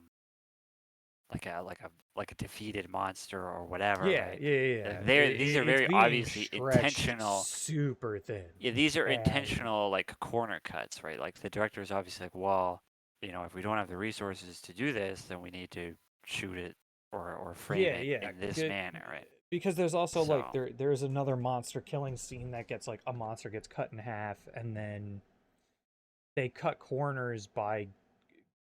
So the reason why earlier I said like this could, the other reason why I do think that this directing could be brilliant if it was given the resources and not like awful management, is because the series tries to play with a couple different styles.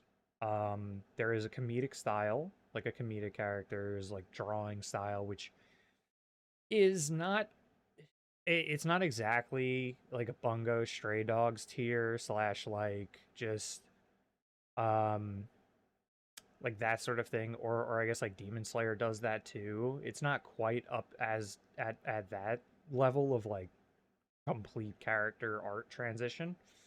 But it Mhm. tries to do a little bit of stuff there. It tries to do some visual gags, even with like the sex joke and stuff like that. Like it tries to do things there. Um, it also cuts corners by doing like a almost overworld JRPG style sprites thing of a scene. right. Like when a monster got cut in half by the like Yaru guard chick, they cut, instead of showing that process, they like show it in like the overworld JRPG sprites almost entirely, and then they cut back to her in like a cool like keyframe pose, like after Uh-huh. the cut Right. happened. And so it's like you can see like this director is definitely like, here's what we like absolutely have to have for this show to literally like even remotely make sense. Like I feel like that's what's going on, and he kind of knows where to cut corners. It's just that all of the corners are being cut. So it's like like it is a fucking perfect circle, right? Like Yeah, exactly. there are no more corners to be cut. So like this series is awful, right?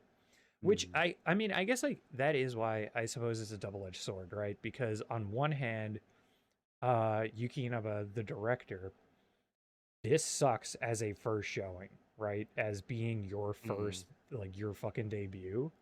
At the Right, same right. time, though, I guess in some ways it is kind of impressive. Like I would hope that behind the scenes people are kind of like talking and it's like, okay, very clearly, this person like Yuki Inaba kind of knows what they're doing. Like they kind of get it. They get what they need to do to get done.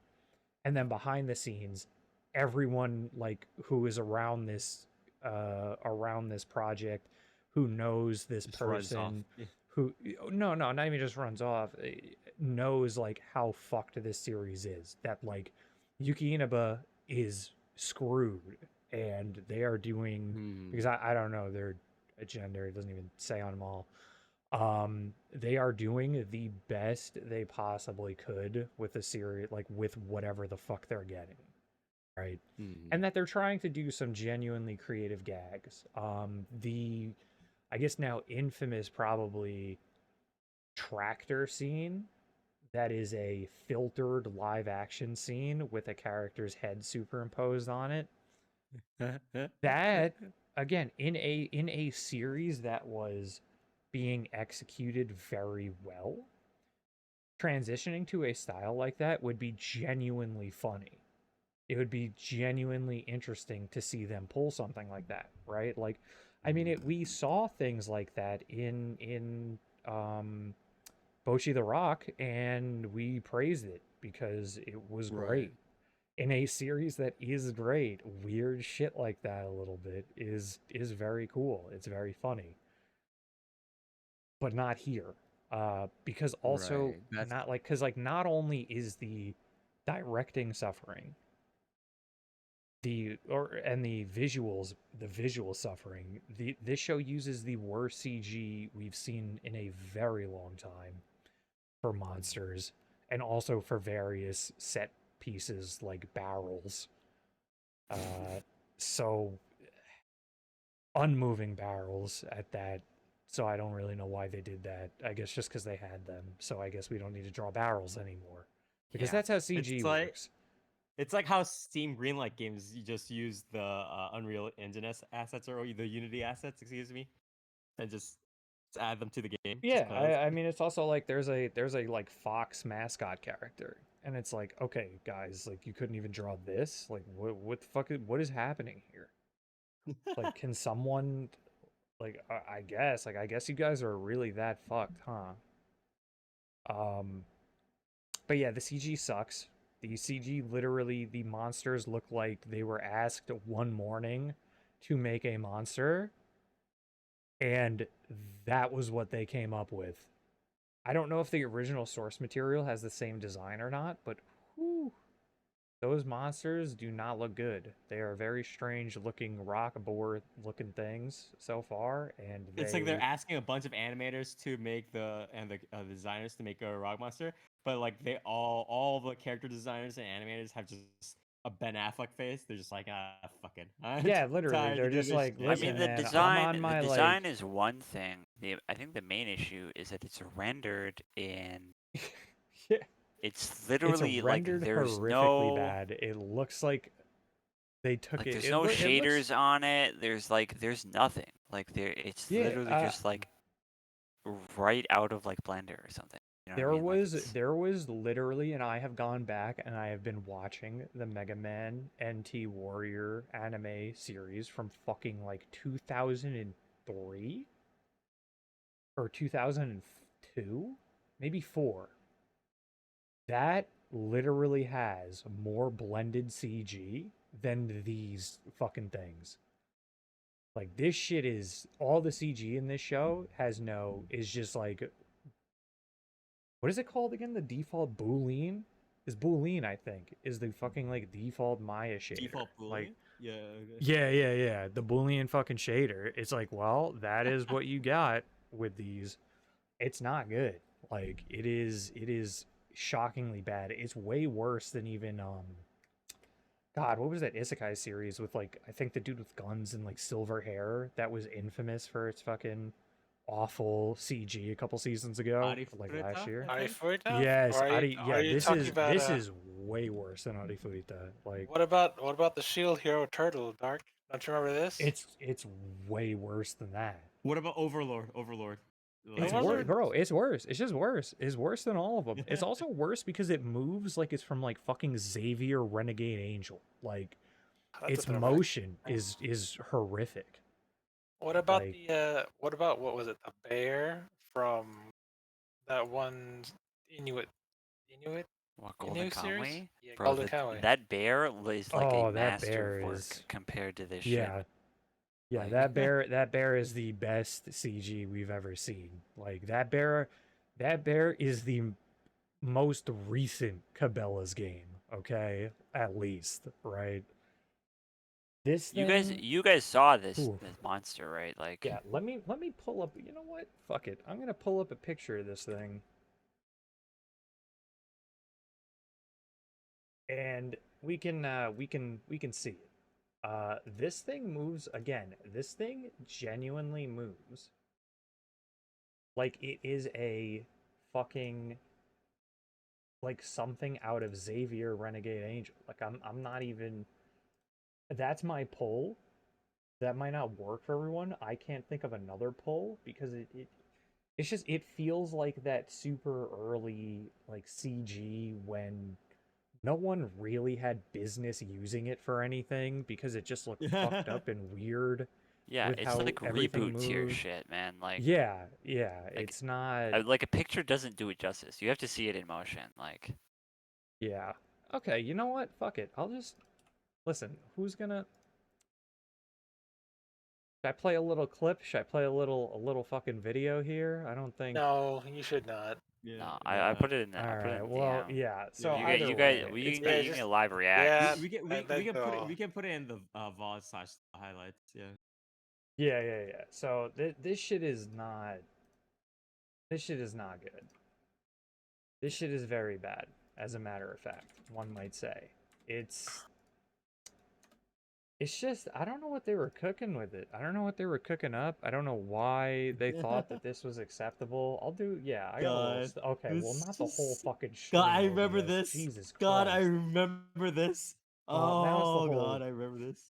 yeah, so this thing just I remember kind of like this. yeah, this fella right here just kind of like Oh waddles my into God. frame with like no real care in the world for animation rigging or follow through or weight or any physics whatsoever. He kind of just does, you know. So you got to respect that. But it's very bad. It's just like this is a real, you know what? I found a worse one. And like this is a real image. Let's see if I can pull this one up. Could swap this boy out. But yeah, so it's just not I don't know why they decided that this was okay. Again, I would assume it's just overworked. Like it's straight up like cannot squeeze out any more juice from these fucking people than you already are. And yeah, so it's not intentional. I mean, it's probably intentional in the fact that it's bad and that's all they can do. But it's definitely not intentional as in like, oh, this is a funny bit. Not funny. Oh. Yeah, I mean, at this point, this is a project that pretty much everybody working on it probably doesn't want to be working on it anymore. Yeah, it's a sinking ship. Sure. And Yeah. they're just phoning it in as much as possible. You know what I mean? Yeah, it's very phoned Very in. unfortunate. It is very unfortunate because there are some bits in there that are pretty good. Mhm. There are but yeah, there's some bits that are pretty good. There's some okay comedy. But again, there are just like a lot of really bad jokes, a lot of really bad innuendo jokes, a lot of really bad like just a lot of the lewd humor is not very good. And then on top of all of this, by the way, I think the other major thing to mention is that the voice acting. Mhm. Okay, so I should say the voice acting is pretty not great at times. Because I think even the voice actors are kind of like phoning it in Yeah. some Yeah, scenarios. exactly. Not as hard as like I'm Exxon also following, betting, but the voice and I'm also betting- directing is Yeah, horrendous. the voice directing. Exactly. These because actors you can were have a not given bunch of voice direction. actors. Yeah, exactly. The thing is, you can have a bunch of great voice actors and actresses. And by the way, this list of seiyuu is not a joke. You have Kito Akari again being the Demon Slayer Nezuko, right? That stuff famous and obviously for other stuff as well. Zombieland Saga, I believe, right? Enoki Junya, Hoshimizu Ami, Yuki Aoi, Suabi Junichi, Hanazawa Kana, Ogata Megumi, Komatsu Mikaku, Komita Miyu, Takashi Rie, what is this? Hayame Sho, Uesaka Sumire. These are not like this list is arguably one of the biggest seiyuu lists of the season. I'm willing to bet pretty a decent amount of money that it is one of the biggest, maybe top 3 seiyuu like top seiyuu lists of the season. And you can have that still sound like crap if you don't have a good sound director, or if you don't well, I have mean, good sound case direction. case in point, like Yeah, fucking look at exactly. X-Arm. Like it's Yeah, exactly. X-Arm had a star-studded cast, and then it's by the end of it they're phoning it in. And by episode 4 here, I don't really know if they were like kind of phoning it in a little bit. Enoki Jr. is like falling asleep while delivering his lines sometimes, which is actually no, pretty much a lot of the characters are.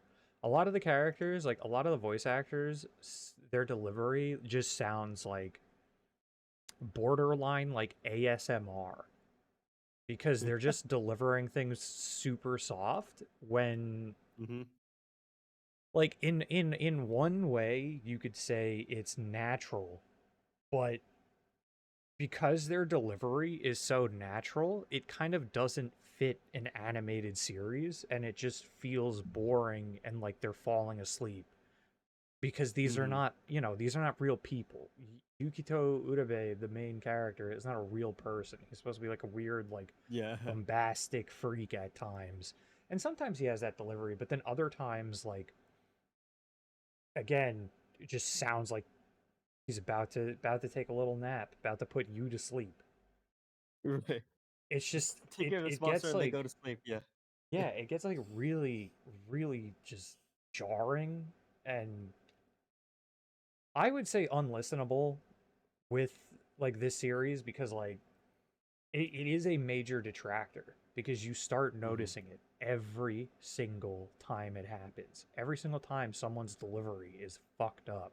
You're like, "Oh, wait. That didn't sound right." They don't like give that Yeah, they don't give a that crap. did Yeah, not. exactly. Oof. It's like, "Ooh, I don't know why they did it like that." And it like completely takes you out of the series, completely takes you out of the show. And again, it's not good. It's also not mixed well either. There are a lot of times where character voices are way lower than anything else, and they should not be. There are a lot of times when the music is like barely audible. At least I found in some cases. The music it also fucking sucks.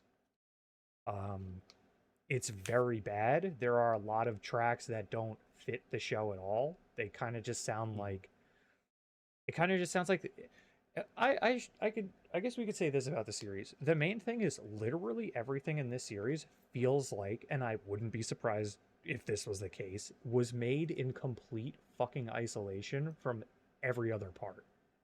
Yeah, Like yeah, it feels like the voice actors as if it was literally just in did not Corona. have like didn't have no, it feels like the voice actors didn't have like the storyboarding and shit to do their reads at least, which wouldn't surprise me if they had barely anything. Like it, you could tell me, hey, this series is getting churned out on a weekly fucking basis. Like their episodes, or I don't know what the terminology is, I forget. Is it going, I mean, it wouldn't be going gold, right? Or whatever, where it's like release candidates for episodes. I'm not sure. Sorry. I have to, I gotta rewatch Shirobaka apparently. But it wouldn't shock me if like their episode releases are like almost running up against the weekly releases. Yeah, it's not pretty. It's very unfortunate. Yeah, because even too, the music, like the music director is not like the worst. He's done the music. It's Yasunori Iwasaki. I don't know if he's done things for gaming. But as far as TV shows go, he's stuff. done. No, I don't know if he's done gaming. I'm just saying, like, leading into for as far as his anime stuff, he did the Index music, the Index movie music. Oh, what the fuck? Not bad, like very good because it was a movie. Okay, yeah. The Index movie stuff. Okay. Yeah. Index Which I mean, the Index movie. Oof, sheesh. And Dimian, not pretty, but the music was good. What are you implying? Dark? Oh, baby. The music was not the problem in that. And this guy's been around for a while. He did a Get a Robo, OVA's music. He did Majutsushi Orphan Revenge from 1999. He's done fucking did Urahara, Captain Tsubasa music. So he's done like a lot of he's been around for a while. He's done a lot of old stuff. He's done some pretty recent stuff, and none of it's bad. Which again leads me to believe that he just like I mean, I guess that's the other thing too, is that the music isn't necessarily technically bad. Like it's not like the music is not not able to be listened to. Like it's fine. They're fine background tracks, but they don't fit where they're put. Like they feel really weird in a lot of situations. Right? Like it doesn't fit scenes, it doesn't fit location, it doesn't fit the theme of the show. It just feels weird. Yeah, it just feels like a very which again so feels like unfortunate. feels like they were just like, hey man, we need music. Yeah. And Get us something with like, audio okay. in it. Yeah, it sounds like a thing where things were loosely described and then people had to make do with whatever the fuck they had going on. It's like, you give us isekai things, yeah, and they're like, okay, sure. Okay. Yeah, but yeah, man, just no way to cut this, no angle where this is good. It's just bad. It's really bad. It's probably the first show in a while where I was like, just like ew. When I got to episode 4, I was just like ew. Right. Like the joke. Like normally, like I'm not really one who's against cruder humor, crude jokes, and sort of like raunchier humor, even if it's like super basic, as long as the cut is pretty good or the pacing is pretty good. And this one was, again, like all of the humor is super duper basic and just drags on, and it's just gross at that point. Because it's like, man, like I get it. I got the joke fucking 20 seconds ago. We're good. But you don't have to slow down the pan down to you don't need we don't need to do this. We don't need the slow pan. We don't need the weird music. We don't need any of these cuts anymore. It's like, do that shit in 3 seconds. Do that shit in 5 seconds. Right, exactly. But yeah, I don't know. Just not great. The main character, not very likable, I don't think he would be likable in any context, really. The supporting cast, also not very likable. Mitama is fine. She's alright. Yeah, I mean, Aru is okay. She's kind of like a watered down Darkness from Konosuba, where she's like the degenerate type character, but Oh, a lot of I mean, I feel like literally a lot of this show again is very. It's like this series might offer something else, like when you get into like the nitty gritty of it or like read it and shit. But as far as the anime goes, it's like, yeah, you may as well just fucking watch Konosuba or something, because Konosuba's humor is way better. Its audio visuals are somehow way better, even being done by fucking Dean. And it's just, God, I can't get this picture out of my head with the monster and the tractors. God, it's pretty iconic. Pretty good. Yeah. It's not, again, the other thing is too, is like I said, it's not like when watching this show, it again, it all comes together to just be awful. Like I said, it's like the music, and then you hear the voice acting on top of all of this shit, and you're like, well, fuck this. Like, no, I'm not fucking watching the rest of this shit. Like, Jesus Christ. I was like, this shit's boring. Like, it's not even like anyone's really doing a whole lot here. I guess the one saving grace this series has, well, no, it's not a saving. What the fuck am I saying? It's not a saving grace because they can't be saved. The one thing this series has going for it is literally just the character designs. Because I think it has some cute characters. And that's it. Right. Yeah, I think Mitama is cute. I think the enemies, the villains are cute. Cool. They got like that like white black color scheme going on. Very edgy. They got like a weird like cyber tech design thing. And I think like maybe some of the world space might get a little interesting with the side story because there are a lot of, or not side story. There are a lot of very cool visual themes with the villains. A lot of very weird like cybernetic type stuff. So it's one of those things where it's like, oh man, is this like a manufactured world or some shit? And then their powers are very interesting looking with like weird hands and like sutras and stuff like that. And it's like, well, for a world without gods, this seems a little convenient to be invoking this imagery. So there's a lot of stuff like that that seems very interesting, which is why I would probably say I think the manga might be worth a decent read. I assume the humor in the manga would go over a little bit better too, just because, you know, you're reading it at your pace. And if like that and you also that panning scene is like a the fucking panning isn't one as many page cuts. is like exactly. If that's like one page, like that is a solid joke to go over with one page or a couple panels. Like not exactly. not a huge deal at all. But yeah, it's just this show is not good, and it's sad. I would say it's pretty sad because conceptually, I think this had a lot going for it. I think in general this had a lot going for it. Especially, doubly so conceptually if it was just the isekai's concept and world seems fine to very interesting at times. And then the comedy aspects seem like they could land way better. And then, like I said, the directing in a series that was given what it needed could have crazy to say this, could probably been on par with like with Bocchi the Rock or something, where you're like, damn, like this is really like playing with styles and stuff to do like really interesting visual gags. Wow, that's cool. But then, you know, they didn't. They gave the director like fucking crayons, and it's like, go crazy, man. It's like, okay. Give us all the anime. Yeah, you good?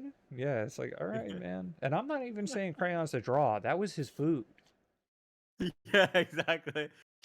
He has to use them both just to keep the anime alive, but it's also he has to eat the stuff. Yeah, he's eating. He's drawing out some plans here with the crayons, and he's eating them from the back too. Like it's like how yourself eats it. Yeah. Like, all right. It's like how yourself from Do It Yourself is just eating those crayons. He's like that, but he has to do it instead of just liking it. He needs to do it to survive. Yeah. Yeah, fuck, man. Yeah, this one's a tragedy in a lot of ways because of that. And especially because, again, it's like, even I was falling into like the trap of being like, yo, this director sucks. And then it's like, no, when you think about it, no, that's definitely not what's going on here. And it's a shame because I think a lot of people are definitely going to feel that. I think a lot of people are definitely going to conflate that. Though this does seem to have some people that are kind of seeing it and being like, there are definitely some people that are kind of overselling the ideas, but I guess that's a little bit better than no one being able to see the ideas. Because there, you know, like this has not a great score on Mal, right? 6.7, not great. But 6.7 is also not probably higher than what this series deserves in a way, right? Like, because that is also true. Yeah, because it's like this series deserves like a fucking 2 or something. Because like technically it's awful. It's horrendous. But I guess you could call it a 6, like an actual like fair 6, if you're like accepting and embracing the ideas, right, that are being presented, Right. then you're kind of dealing with like a 6-ish or something like that. Because technically sucks, but you know, there's some redeeming aspects about it. But overall, well, no, there's redeeming ideas. There's nothing actually redeeming in the show. The execution is not redeeming. The execution is not redeeming. The ideas. The execution is exceptionally awful, so it makes for a terrible show. But I do hope that pretty much everyone on this project gets to do like Other an stuff. actual project. Yeah. Especially this director. I do hope this director gets to do something with themselves. I also really hope that something isn't a fucking season 2 of this, that they are like God, if this got a season 2, this would be like, so cursed. Holy God. It would not be the first time something like this has happened, and it would be very bad. All the same. I don't even want to think about it, to be honest. The unforgiving cruelty of the universe will make it so. God damn it. Yeah, I kind of spoke that evil into existence. Which is unfortunate. And I apologize. God. But, you know, Inabayuki, hey man, maybe if you do get a season 2, you'll get money this time. Maybe they'll give you, if you get a season 2, I'm sure they'll give you the like 132 Crayola pack. You know, the one that came in the big heavy plastic with all the edible colors. ones this time instead of just the poisonous ones. Yeah, those ones will be scented. They're still, I mean, they're all edible when you get down to it. But these ones you can still put them in your mouth. Scented. Yeah, these ones will be scented. You'll have like the 72 pack or the 144 pack. It'll be sick. You'll get the mac and cheese color for Crayola. Okay. You're gonna be so God. Trust me, season 2 will be brilliant. God damn it. Yeah, I guess that's really all I have to say about the series. Like, very it's a lot, again. And it's a shame. Yeah. Anyways, thank you, Dark, so much for helping to cover KamiKatsu. I know it wasn't that much of a pleasant journey, but I'm glad that you did review it because it was one of the ones that did float around on social media for a while. Again, the series is Kaminaki Sekai no Kamisama. Kaminaki Sekai no Kamisama Katsudou, or also known as KamiKatsu, or also known as working for a god in a godless world. This is, I believe, a manga original. It is not a web novel original, I think. This is a manga original done by Studio Palette, leading a pack of monkeys, also known as subcontractors, across various countries, and creating this, whatever it is.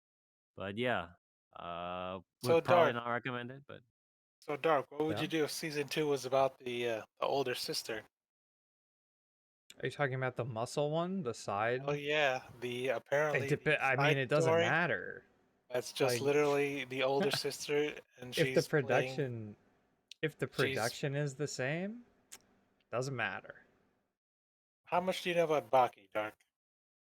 I know a little bit about Baki. Do you know about the Retsukayo spinoff? No. Where Retsukayo gets isekai'd? Oh, then okay. So that's basically it. That's what this is. I mean, that can be fun, but like I said, ultimately, what it comes down to, this series has a lot of good ideas as a series. So the manga is probably pretty decent, pretty good, and it's literally just on the production for this. So if there's a season 2, if they do the spinoff, pray to God whatever happened here does not happen again. But yeah, anyways, thank you so much, Dark, for helping to cover this. And last but not least, let's quickly go over to Toast. I know you have another wonderful series to share with us. More gods, this time goddesses. Damn, that's pretty good. I like that. I'll go with that. All right. Yeah. So the series, I guess I've been forced at gunpoint to cover is Yes. yes, You want me to talk? Say it. Megami no It's Cafe Terrace, aka the Cafe Terrace and its goddesses, yes, manga aka original. Goddess Terrace Cafe. Is that, I Yeah. don't know. God, Yeah. it yeah, Doesn't matter. It doesn't matter. It doesn't matter. Yeah. Terraces, yeah. So it's about this dude named named Kasukabe Hayato, Yes. whose grandma has died. So he goes back home to his grandma's house, who ran a cafe, in, o- in order to sell the place and make some money. But what he finds there is 5 girls who's been living with their grandma for a while, and they're like, "Oh, who's this pervert?" And then they're like, "Oh," and then he's like, "Oh, I'm the grandson of the grandma," and it's like, "Oh, your grandma's grandson." And then they have a tiff Okay. about, "Oh, I'm kicking you all out. Dang. Kicking you all out to sell this old rundown cafe." And they're like, "No, we promised Grandma we we'd like live together or something like that." And Okay. then I don't know, I don't know. I maybe is it Yakuza, or I don't know, like real estate guys. They're like, "Oh, this is that old lady's cafe. That old lady sucks." And then he's like, "Oh, what did you say about my grandma? I changed my mind. I'm going to revive the cafe instead for a year or something like that." And then they're like, Honestly, "Oh, that just isn't this just the series, or isn't this just the premise dude, of a billion Love visual Hina? novels? Why, yes, you're talking Love about Love Hina, Hina. as well as a bunch of other visual novels, even from when visual Yeah, novels were initially you getting up. mean the bog standard of rom-coms where some dude inherits a business from a dead Yeah. thing, and then they get at least 5 girls living under the same roof. Wacky The most hijinks ensue. one of the more recent ones that's famous now, at least on the visual novel side, is Nekopara, right? Nekopara and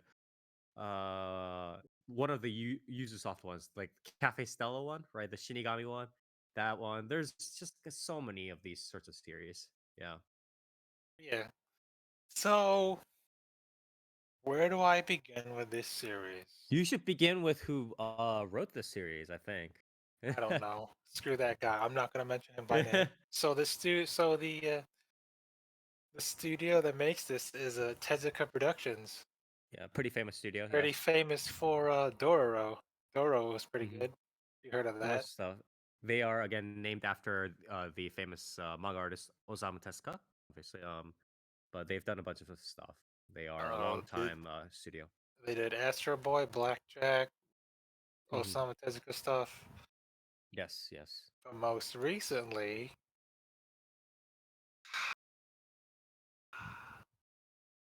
they did My Home. Hey, oh, they did My Home Hero. I Yes, remember yes, that. yes. But yeah, more recently, you might have heard of this one. They did Gotobu no Hanayome, the Ah, quince, I see. Wow. quintessential quince, and let's Did see, they whatever. actually did they gather? I'm like looking through the So director so series composition, but it looks like they actually combined the quintessential quintuplets group again. What it look kind of so looks like, right? the director is Satoshi Kuwahara, which take a guess on what they've done, Spire. That's Gotobu right. no Hanayome, along Yep, with a bunch of other stuff. along with the Yes. same writer too, and Wait, did he also? Oh that's wait, the same no. This script is writer too. okay. I thought I thought I almost read Saikano there, and I was like, Like, I he don't did know. Saikano and Kotoba. And I was like, oh my god. But yeah, no, he only did Kotoba, and he did second season of what is it? Shokan Dore or whatever it was. The Mao, like how Slave, not summon slave Demon Lord. master, demon Yeah, lord, whatever you want to call exactly. it. He did that too. Yeah, second season. And Yu-Gi-Oh! Exile apparently. Sexel wasn't a Uh, harem. Get out of here. but yeah, he brought together or Tezuka Productions brought together the quintuplets group They brought the again. Quince I think. cast in order to do this, Yes, and yes. I I mean, might. it's a good fit I for don't what know if they're this was a thinking. fever dream or something I read on the internet, but Hmm. this series made by the ever so famous author that I have a love hate, mostly hate relationship with, Koji Seo. I Yes. heard that this series was written solely due to the popularity of Quince. So he was like, so either him or his I guess his what do you call those dudes? His manager was like, "Hey, you should Editor. write editor. Editor. Let's call him editor." Was like, "Hey, you seen that Quince show? That's pretty popular. Maybe you should do something like that." And he's like, "Sure, why not?" And I guess this is the result of this. I don't know. I probably made it up. I don't care. That's my second to that canon. It's a canon event. So whatever. Yeah. So it stars the main cast. There's Oka, who's, I guess you want to call her the stereotypical Koji Seo female protagonist. Is the red hair girl the burgundy hair girl is That's her. Tsundere, right?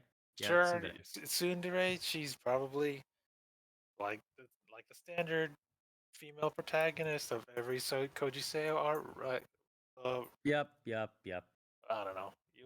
Kimito Iramachi. That's Yuzuka Eba. Sure, let's call her that. Suzuka. I guess Uh-huh. that's Suzuka. Maybe, sure. And then there's Okay, Riho. I'm gonna guess. I'm gonna guess real quick. The red hair, oh sorry, the burgundy haired long girl, the main heroine, is the tsundere. Yep. The orange haired girl is like the younger sort of Mesugaki role, right? The impish No, kind of Mesugaki role. wrong. You're She's already not. wrong, Spire. Oh But keep god going. damn it. That's Uh, Riho, but you're wrong. Okay, keep going. yeah. The yellow bob haircut is Akane. yes, is gonna be like sort of a secret, like secretly assertive skebe, like skebe Mutsuri. What? The You think dark she's blue green Skibby? hair, What? secretly assertive. Okay, you're Right? wrong again. Keep going. And then blue green hair girl is sort of the whole like general kind of demure shy one or whatever it is. And then Okay, you're one for one. You're two for four. the blue ponytail is gonna be sort of the more prim student council kind Wow, of you're type. two for five. So I'm gonna go over that. So Oka is the red-haired girl. She's tsundere, and her dream is to become a fashion designer. So Mm. she's the one who, while they're working on revitalizing the cafe, she's the one who designed the costumes and whatnot. Okay, and then Okay. Riho, the twin-haired, let's call her orange girl. Mhm. She's one of the older ones. I think she's 1 year older than the protagonist, who's like 19, so she's 20, Okay. and she's a former child actor, I guess. Okay. And so her role is she's very good at social media and talking to people. So she's, I guess, you want to call her the poster girl? I guess the poster girl of the cafe because she's the best at talking to people and getting customers and social media stuff. And then Okay. Well, what's Akane. her personality in general? Is it like energetic? Is it impish? Do you want to call her Gyaru? I don't want to call her Gyaru. Oh, She's so she is sort of I impish, wouldn't right? call her I mean, Mesugaki, but like guess you okay. want to call her that? That's fine.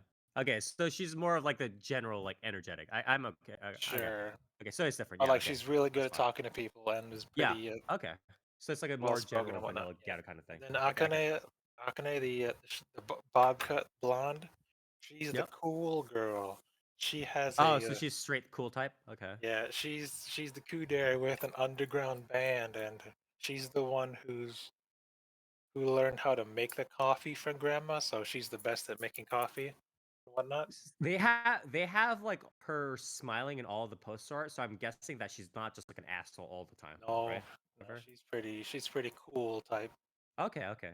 And So then that's okay. let's That's see. in line. And then the green haired girl, her name is Yeah. Ono Shiragiku. And you are right, Hmm. she's the prim and proper one. Yeah, yeah. This one was And pretty obvious. Uh huh. she learned how to cook from grandma. So like she's the best cook. She makes all the cool. She comes up with the menu and whatnot. And you got that one wrong, Spire. She's the secret skibbe. Because when Oh, she yeah, get that's also standard variant, but I guess like I went because the reason why I guess the kudere would be the secret skebe was because they have her smiling in all the poster art. And usually when the cool looking one is smiling like that in the poster art, there's like a higher chance of her being like sort of the secret skebe. You know what I mean? So but that's yeah, why I kind of mixed it up. But that's also a variant. she's the super lightweight drunk because when she smells any hint of alcohol, even like what alcohol Okay. alcohol Yeah. swabs or whatnot, alcohol clean fat, she gets drunk and she starts stripping. So it's like, oh, ooh la la. Yeah. And then you Pretty were standard. completely Yeah. wrong about Ami, blue haired twin tail. Okay. She's the Genki type. She's the super sporty type, the Oh, muscle the head of blue-haired one. Yeah, okay. a lot of all of Okay. them.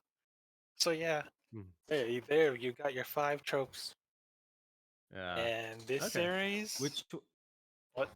it's just this is just is this like episodic? Is this mini arc? Is this just like we have X number of episodes on one girl and then X number of episodes on another girl, or No, what's going on it's here? this is a manga original. So do you think would you say it will go like, oh, we're gonna have this and this? No, they're gonna drag it out, Spire. Well, I meant the general format of the manga in terms of like how like I don't know. I'm we have not a reading couple the of chapters manga of yet. So- in the anime But I in the think anime. it's pretty episodic. There's one episode Okay. where they're like, oh, some dudes are what is it? The real is it the real estate guy or I guess no the money lender because this was a rundown shop. So this money lender comes like, hey, you're the grandson, right? Pay up, and they're like, no. And they're like, okay, I'll be back. And then his grandson comes in and starts messing up the shop. So there's a whole episode of like, oh, these guys come in, then we beat him up, whatnot. Then there's I guess I don't know stuff that pertains to the cafe. Like, oh, we gotta talk to our neighborhood association and try and bring back customers for the grand reopening, making up a Mhm. menu. Uh, there was even a small arc about I don't know the beach episode. Apparently, this has a beach episode pretty quickly where because Surprise. well, it's because the main character Hayato he got into Hmm. Tokyo U and he was gonna tell his grandma, but grandma died, so that's why he went back to the cafe to tell her that. But Okay. then he made up his mind, and so, but like since he's a college student, like a college student, he's only taking 1 year off Tokyo U. You know the famous Tokyo U, Yes. in order Yes. to revitalize the shop. And if he can't do it, then like whatever. That's when they'll turn it into I think was it a parking lot, or whatever. So there's a Right. Right. deadline on Some this. crappy thing. Yeah. Yeah. Where was I going with So this? Oh yeah, yeah. So and there's that. so how Uh, are the audio visuals? I know it's Tesco Productions, so it should be I okay, right? I guess Yeah. I don't know. How's the I opening don't ending? I don't have any strong feelings about it. I mean, the girls. Guess Oh, I'll is it just the girl say singing for the ending? no. The girls they look better than the black and white of Coach Sale because they're not same faced. I want to say Okay. it's a compliment to the I guess the animation studio because they Right. all Right. have Right. pretty unique features and nice shapes, nice Hmm. curves and whatnot. with Koji Seo, when I look at the manga, it's like I can barely tell who's who. Maybe it's because when it's black and white, it's like who's that? I can't tell. Right, I can right. barely tell by the hairstyle, but yeah, they all look uniquely different. Maybe, Yeah. maybe that's why they're all color coded. So it's like, oh, it's easier to tell who's who. So that's a That's plus. how it's been since time immemorial in Yeah. anime, manga, and visual novels. Yeah. The Which opening. which girl do you like the most? By the way. Do you do you want by looks or do you want by personality? There's two. By personality. You know what? I'll Yes. let you get Spire. Who do you think I like based on looks, and who The do you think I like ponytail based? one. Hell yeah, I'm gonna guess probably the ponytail one by looks, but hell yeah. then yeah, By personality. personality, who do you think is my favorite? Main girl, maybe. Yeah. You Yeah. think I'm that vanilla? No. I mean, usually you'd be right, but in this Okay. one, Which this one? one I gotta say the character developments are completely Whack. randomized. So It's like some Fire Emblem shit where it's like stat randomizer. There's like random lore here. So which one like gets the oh you'd think yeah. Oka being like these typical standard like Main girl, female right? lead of this would Hmm. be have the most character development, but you'd be wrong. So Who has personality the most wise, favorable? Yeah. it's gotta be Akane.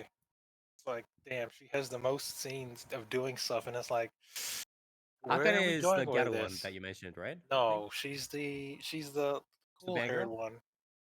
She's the bob cut blonde with the band. Oh, okay. That's interesting. It's interesting that you mentioned that because that again, I mean, as you do said, you it want me usually to doesn't go happen a down lot. my list of favorite girls? Because I can do that. All No, right, it's so fine. But no, because okay, no. I have to do I have to do that later because we have to talk about the Seo Koji ranking, Spire. But yeah, We do not need to talk about yes the we Seo do. Koji It's ranking. important anyway. But Going back to it is interesting that it got kind of shifted over to the band girl instead of I guess the main girl, which is usually yeah, the case. so going back to what you were saying, the opening is pretty cool. It's Mhm. a I believe it's a newly formed unit made this year. I thought it Yes. was just isn't it just the five voice actresses or is No, it an actual like different? it's a two-member unit called Neriyame. Mhm.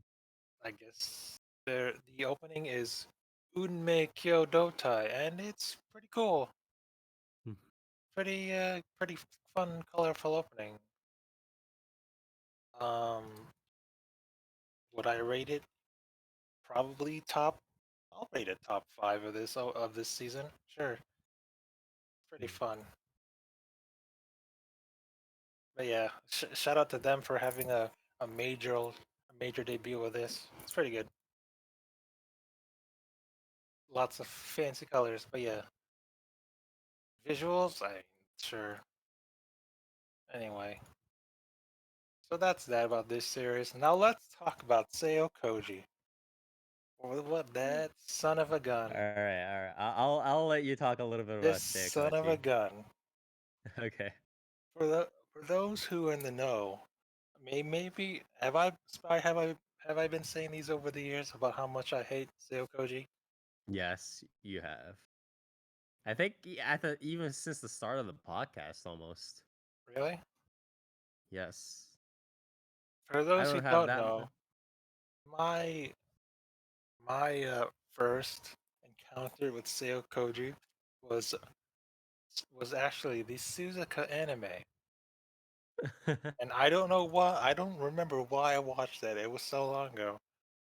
Maybe I saw it on some fancy site or something. When did it Mhm. come out? 2005. Yeah, that sounds about right. I watched it in 2005, and let me tell you, I hated every moment of it. I hated that series. All I and I can't be bothered to watch it again because all I remember is that I hate it. I don't want everyone to watch it again. I think it was about sports. I think it was track and field. Maybe there was some dude. I don't care. I don't remember his name. There was Suzuka. I think who was I labeled a total bitch. And Okay. I guess that's right.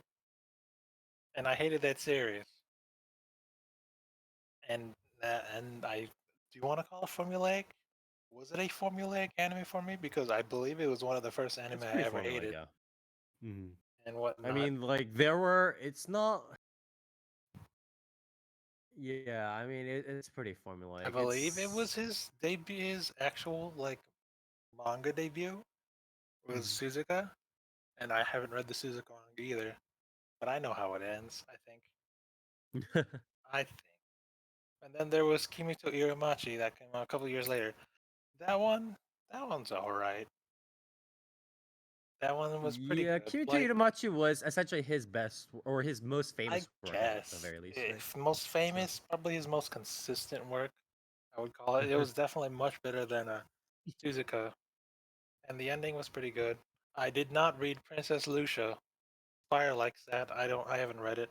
I skipped I over like it. Princess Lucia is good in that it kind of what is this? Seo Koji kind of just leans into it. Where it's just like, yeah, I'm just writing mostly ecchi stuff anyways, so fuck it. Which When in did my opinion, yeah, when did Tula Fruit come out? Pullover? Pullover came out. Do you think 2006, 2009? You think Yes, that was 2006. a response to Tula Fruit? Because Princess Lucia was 2009. Oh, okay. Would you call it that? Would I call it a response to Toloveru? Yeah. Um, I would say that I wouldn't be surprised if it was at least partly inspired by Toloveru because Toloveru again is a sort of one of the historical landmarks in this sorts of genre, right? Of the rom-com harem, ecchi kind of manga series, anime stuff. So I wouldn't be surprised, no. But I How would still you rate Princess Lucia in comparison to Tula Fruit? Was Princess you like Princess Lucia? that So is was it pretty not good? even Kolovru is very degenerate, but it's still kind of acted as a forefront, as a not a I don't know if I would say it fully like a pioneer, but it definitely kind of did push the boundaries a little bit better than Princess Lucio was just kind of it still had the Seo Koji style pacings, and especially in the later one where they really had to get down and deal with sort of the marriage or the different powers, the devil powers or whatever it is, right? Um, they had it still had the Seo Koji pacing at the end, but uh it was still carried a little bit better by it being fully cheesy and corny rather than whatever was happening in again just Fuka and like Suzuka and Kimi ni Umachi and all that crap, in my opinion at least. Where By the in way, those it was Spire, pretty held back. Yeah. What? I've said this before, but I prefer Black Cat. Oh, I mean that's a I valid prefer idea Black to have. Cat. There's a lot of people who prefer Black Soup. Cat, and I'm not gonna sit here and be like, oh, you don't like Tolofu, fuck you, buddy. But I do think it is. I don't know whether I would say it deserves respect, but I think it is definitely a page in the history books with regards to this very specific genre, right? But I wouldn't press upon anyone to like Koloru that much. But you So like. that But Spire, don't you know? The what? Yabuki Kentaro loves Black Cat so much he put in Train, Heartnet, and E into Yeah. Tula He put a Fruit. freaking Yabi in it. Uh, Kojiki no sorry, Yabi, exactly. who's Golden Darkness? I've only heard of E. Yeah, exactly. Eve. Man, but But man, that's yeah. Anyway, that's beside the point. Whatever. Prince Lucia, apparently it's all right.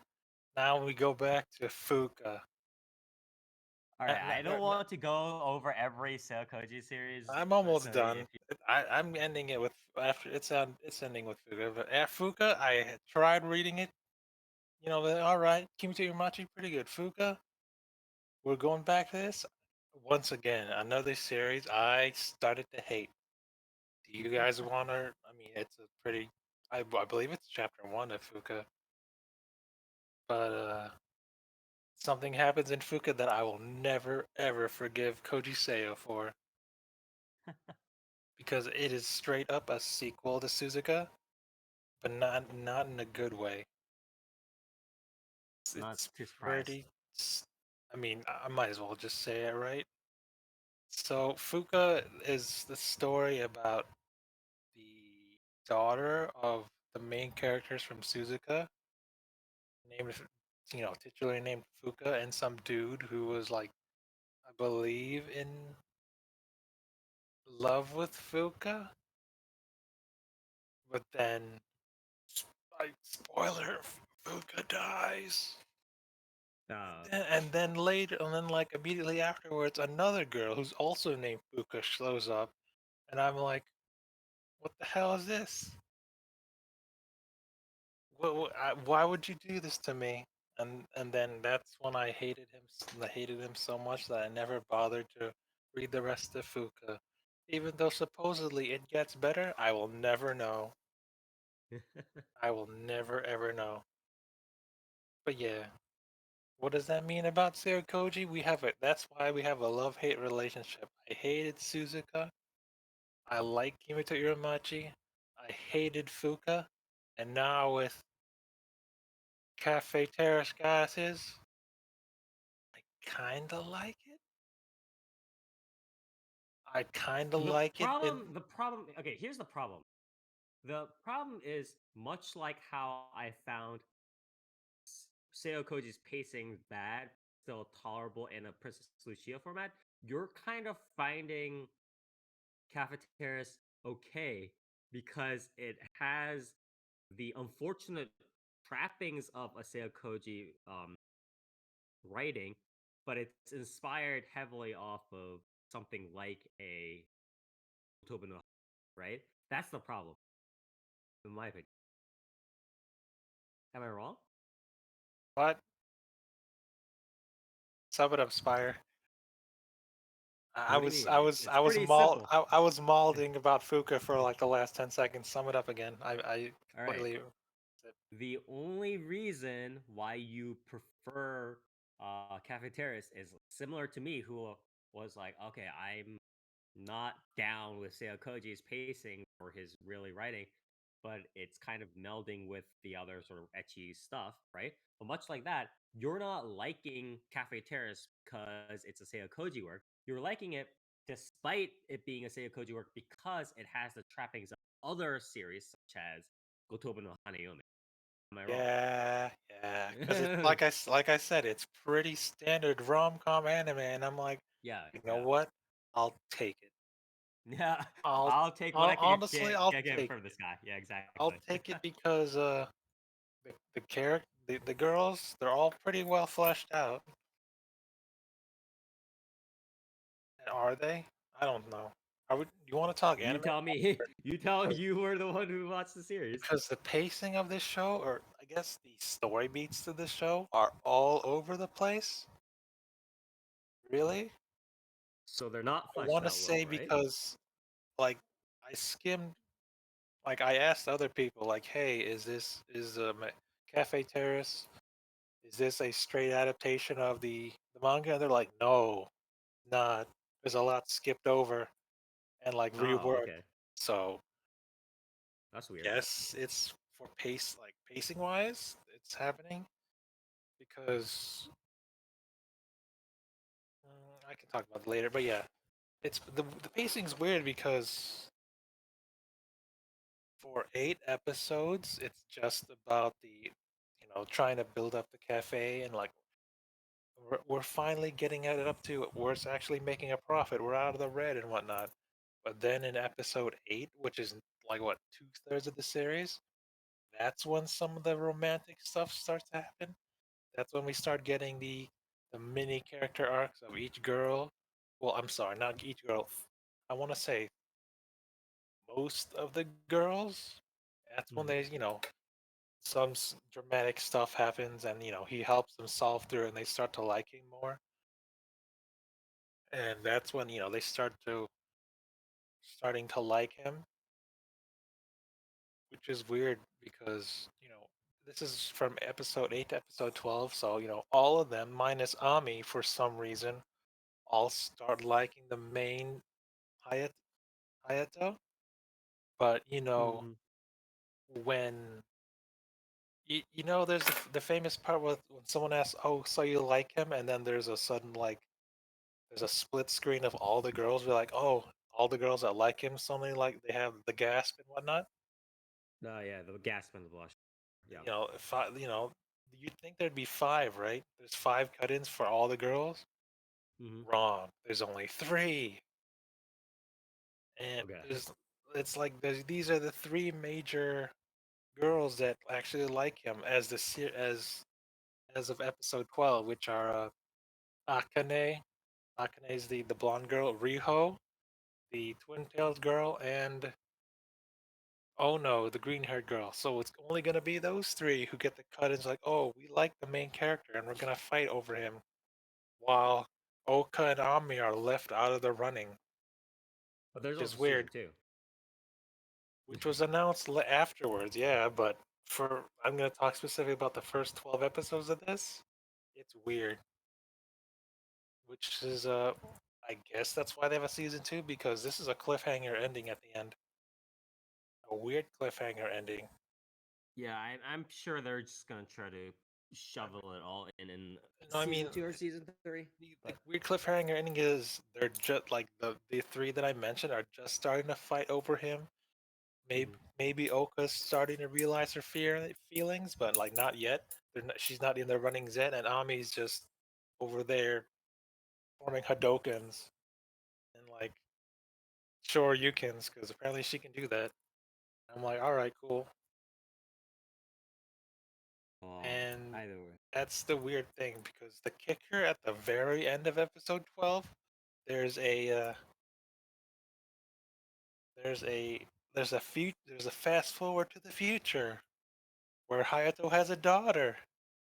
And Hayato's daughter sees a picture of the 5 girls, like, hey, look, that's mom. And it's like, oh, okay, cool. So they did that thing where it's like, how did you meet mom? And it's like, you know, gee, Spire, who knows who will be the girl that he ends up marrying? It's like, I don't know, man. She's got blue hair like Hayato, but she has personality traits of all 5 girls. So, you know, anything goes, right? And that's basically what this series is about. I think, yeah, it's unfortunate that it still has a Koji stuff. At least the cafeterias had the bar from. All right, Any last now, words on the? well, Any last we can words on the start. We series, can Tony? talk about the character rankings for each girl, No, because we are the not going to character talk about the rankings character are rankings. really weird. To us, we are not talking about the character rank. um, but anyways, do you want to please wrap up on the series if you can?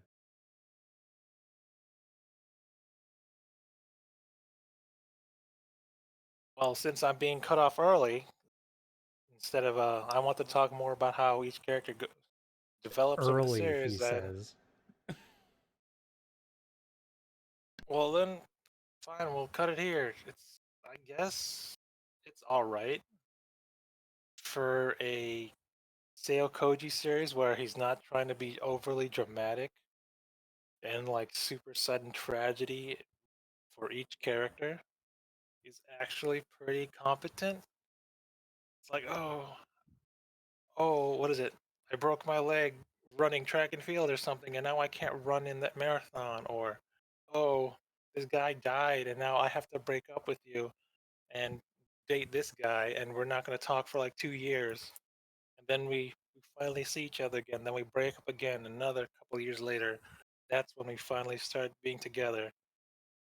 When you cut all of that, the Seiyo Koji writings out, it's an actually competent rom-com, and it's like, why didn't you do this before, man? Why don't you just make a series without Seikoji in it? Why don't you pull a Gen Urobuchi without the Gen Urobuchi stuff? Yeah. You know what I'm saying? Yeah. And it's that's like, fair. okay, man. It's like, wow, you definitely wanted that Quince money, and I guess you deserve it because what you're writing is definitely better than the other like rom-coms out there. You know what I'm talking about. Rental Girlfriend. Yeah, yeah. Like, what other rom-coms are there? Like Quince, whatever. Quince is done. It's fine. It's fine. Rental Girlfriend is disgusting. Don't. I'm. I'm committed to reading only the first and last pages of each chapter until it ends. I don't want to read anything else. What other rom-coms are there? Not all of them? I mean, it's the usual list, right? No, that's like what recent rom-coms are there? That's like it's only those three? I don't know. Maybe it's because I read too much isekai. But It's yeah, unfortunate. I It is what I guess I'll rate it. It's either 2 or 1. I don't care anymore. But yeah, definitely read it if you want a bog standard rom-com reminiscent of the old days when rom-com was actually good instead of being weird and creepy like Rental Girlfriend and drag it on too long. Nisekoi's up there. I guess it's better than Nisekoi, maybe. Maybe it's because the characters are not, they're slightly older, so they're a bit more grounded in reality. Like the main character Hayato, he's not a stupid idiot male MC who's oblivious to feelings. Well, he's a Seiyokoji, like, so he's rude and brash, but he's honest when you can. But he's honest on the inside, honest with his feelings and whatnot. But he's also aware of each girl's feelings. But he can't respond to them because he has to do this thing for a year, and he has no other family that took him in, so this is his do or die thing. So he can't think about romance at the time, and whatnot. I mean, it's a very standard. Yeah, yeah. And The girls are written pretty well. That too. One stands out among like really. One stands out like above the rest, and it's kind of telling because she's been first in the rankings for a long time. Take a guess on who it is. it's the bob hair girl Yeah, with the man. with the bob hair girl who interacts with the main character the most and gets the most screen time. It's like, oh, now you're suddenly number 1 3 years in a row, and you're number 2 in the Seiyo Koji rankings. So it's like, oh, yeah. Anyway, I don't know Yeah, how I this mean, I'm series not is. too surprised. It's the I don't know how same. this It's the same series is as going what to end. Re Zero off, right? And Emilio I guess. Rem. Like you'd think Oko would win, but no, she's flip flopping between second and fifth of the usual rankings of the 5 girls. So I don't Again, I don't know how this series is gonna go. I don't know how it's going to end. I've heard maybe in my hysteric delusions that I read on the internet that whoever is the most popular is going to win. So I guess that means Akane. Sure, I'll take that because she's probably the best one. Whatever. I Yeah, mean, yeah, it is I'll take it. It's another fine. stand. Anyways, thank you very much, Toast. This is what is it? What am I It's gonna Happy rate it? Terrace. Oh, You just what's the rated mall a 2, rating? right? Didn't What? you rate it a 2? What? You No, literally said it was gonna be a 2, like literally 10 minutes ago. no, I didn't. You did. You actually did. Yeah, You I did, know. you quite brother. literally said one or What did I two. say? A 1 or a You 2. literally said a one It's or a what? two. No, it's a 1 or a 2 of my Seiyo Koji ranking. which is all of his series. Fuck. Okay. Okay. Sure. Okay. Alright. What's the Mal One or two. So it's, I guess I'll tie it between Kimito Iramachi and this, because Kimito Iramachi was a slog, but I mean it's still #1 of his ranking, and this series hasn't ended yet, so I don't know how to put it, but it's definitely up there. Okay. Yeah, but you know what? I'll go with the actual my rating out of 10. I'll go with the Mal ranking. I'll give it a 7. It's Oh, prob that's an interesting score for sure. it's That's very probably the best animated of all the Seo Koji works. But like, I didn't watch Kimato Iramachi or Suzuka or or I only Also, it's watched not that high of a bar. I only watched Fuka of his anime, or Suzuka. Sorry, Suzuka. So I guess it's his best one, animated wise. But yeah, check it out if you want. It's all right. Okay. And you need something to Anyway, bide you over when Quince is done. Just check this out. It's all right. all right. Anyways, thank you very much, Toast. And this was manga original, I believe. The Cafe Terrace and its goddess, Megami no Cafe Terrace. This is what is this? Tesca Productions. Yes, Tesca Productions. The usual So Koji stuff plus for adding some other stuff on. But if you want to check it out, then you read the manga original of this or watch this. Yeah, And might as well watch it because season 2 is coming out in 2024. well, that is not a reason to watch it at all. Maybe But, then. that is not a reason to watch it. Just because a new season of Except something is coming, it does not maybe give it a then reason you'll to watch. get freaking Ami's character development because she gets shit all. She's like, "Oh, I'm gonna throw a dumbbell at your computer." It's like, "Oh, thanks." Yeah, Also, I'm but gonna I do mean, if Shoryukens, so if the that's first cool. season, if the first season is crap, you're still not gonna want to watch the second season if you I didn't mean, I like wouldn't. it. I didn't call it crap, did I? Or if not if it's crap, if somebody didn't like this first season, they're not necessarily gonna want to watch the second season. So they should check out the first season and then see if they like it I enough don't know. to I watch the thought a second season. 7 on my ranking is pretty good. You know, aren't you giving nines to every other isekai these days, No, Toast? I give them So 7s and 8s. those Yeah, are pretty good you're ratings. also out here like it's the worst thing I've ever watched. 8 out of 10. So like 7. It's worst thing, but it's fun. Whenever I say it's worse, but it's funny and it's an 8, that means it's pretty funny. You know what? I'm gonna retroactively just change my score. 8.5. all right. Because it's gonna be because it's better than most isekais I watch. Sorry. Anyways, True moving on. IGN scale. Yeah. Moving on. Most of the news this time around is pretty much just like stupid, like company mergers and like small stuff. So I'm just gonna skip over for now. Going on straight to the shoutouts and callouts here. Everybody again knows shoutouts and callouts. Everybody gets one shoutout, one callout. Shoutout is one thing that you want to praise. The Sky is 5 out of 5. Callout is one thing that you want to rant about, gives 0 out of 5, and everybody gets one shoutout, one callout. The shoutout or callout can be to a person, place, or thing, whatever it is you want. And we start now with Dark. Oh baby. I guess shout out to. This will be a little bit of a weird one. Shout out to Anthony Fantano. The needle drop. Because I finally started watching his content and it is my shit. It is very, very good, very fun. Isn't he the boy he thick person? Yeah. Yeah. Yeah. Yeah. Yeah, That's the only thing I know the him guy as. he's also the guy that I found out that turns out Drake did not send him a vegan cookie recipe at 3 a.m. Turns out he did not do that. Drake told him he was a strong one in that his life was worthless at like 3 a.m. And Anthony Fantano said, fuck it. I'm not going to tell people that Drake dissed me at 3 a.m. I'm going to tell them that Drake sent me cookie recipes at 3 a.m.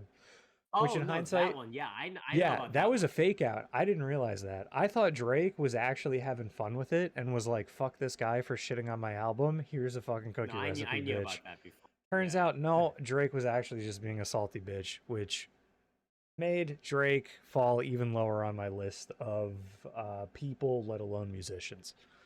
Yeah, he's not the goat, but yeah, his content's very fun. His reactions are very fun. Yeah, I mean, you don't really need to tell me.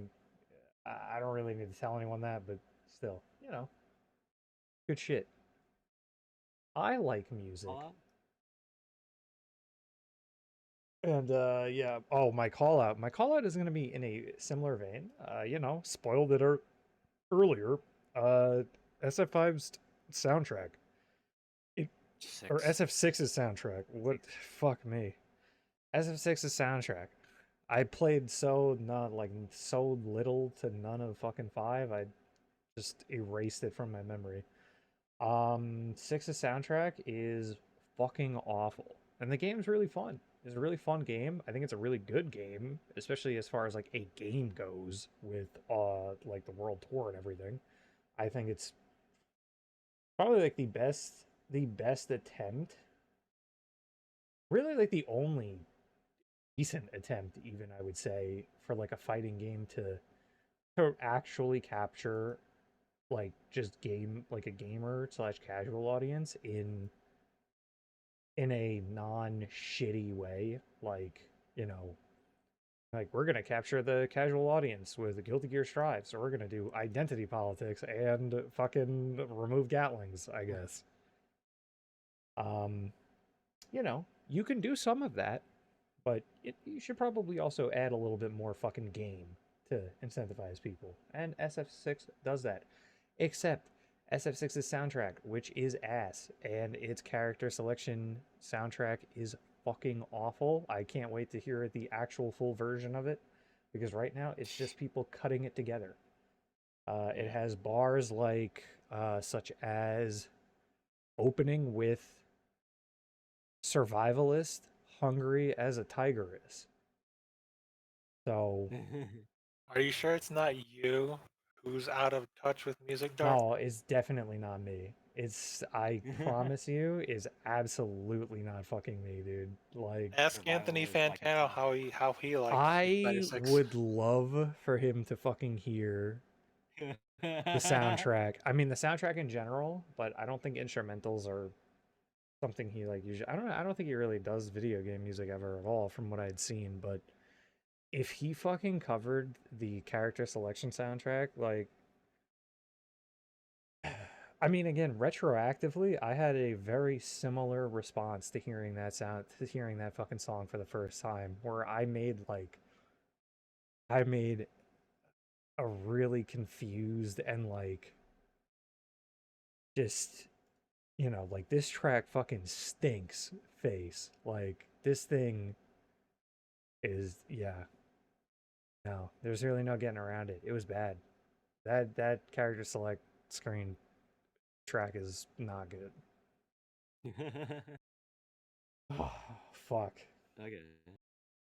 Thank you, Dark, for your shout out call out. Near. Shout out call, please.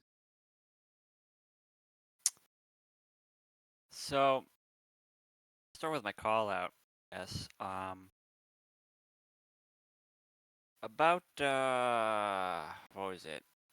Yeah, around a month ago, I guess. So it was Serial Experiments Lane, 25th anniversary recently. Yes. Yeah. And I'm scrolling Twitter, and this site pops up, right? Like this article pops up where Serial Experiments Lane creator recently put up an ARG, and as soon as you hear the words ARG and Japan, you already know something's bad. Like, something bad is gonna happen. So I open the website just to see, and to my complete unsurprise, It's an NFT project. Um, I love NFTs. yeah, This is with an That's expectation. that's so counter to like. yeah. It's It's- probably the most tone deaf thing you could possibly do. Like if you're like, it's like You literally took a series like Lane like and were you like, literally "Yo, let's took do the tech bloat. Let's just shovel yeah, you tech literally bloat took posts." a series like Serial Experiments Lane, and you said, what if I did the exact opposite of the message of that series? What if I did literally exact thing that this series was warning about? What if I just did Right. that? So suffice to say, that's probably the most angry I've been all year, is just discovering that. And of course, they haven't um backtracked it at all or anything, because whatever. Gotta make the monies, bro. Yeah, so now you have like fucking annoying like NFT bros fucking shitting up like the fucking My like only Lane question here- fandom. Bro, It's they so fucking you know they're gonna be like the people who are like who look at like a Ready Player One and go, "That's awesome," yeah. and are now Like- looking at like Lane's fucking horrific computer room and being like, "Wow." That's so cool. It's like My fuck, question man. is first, Near, are you willing to engage with the proper Web 3.0 economies that are involved with serial experiments Lane now? And second question, and this is the more important one, are you going to buy a serial experiments Lane NFT if it releases? No, I'm not. It's weird. So it's weird, right? Because it's not just like NFTs. It's like, so they're selling. It's very strange. What are they selling? So they're selling these. The like the acrylic standees, right? Yes, yes. So they're selling these acrylic standees, and within the acrylic standee has, I guess, a microchip, right? And you scan the Okay. microchip, and it effectively gives you an NFT, right? Okay. But it's not like, as far as I understand, it's not like it's not like the fucking like ape NFTs or anything. Like, it's not tradable or anything. Like it's literally one of those things where it's like, this is like a digital receipt or something, like proof that I own this The acrylic specific this specific acrylic stand. And So it's what you're like, telling me? What the fuck? This is an amiibo. I mean, it's an amiibo with like literally no, like, No because online amiibos, value. yeah, amiibos give you like DLC. You know what I mean? Like, you can scan them into a there's game. That's online true. value So scanning, yeah. okay, an amiibo is truly the NFT future. I get you.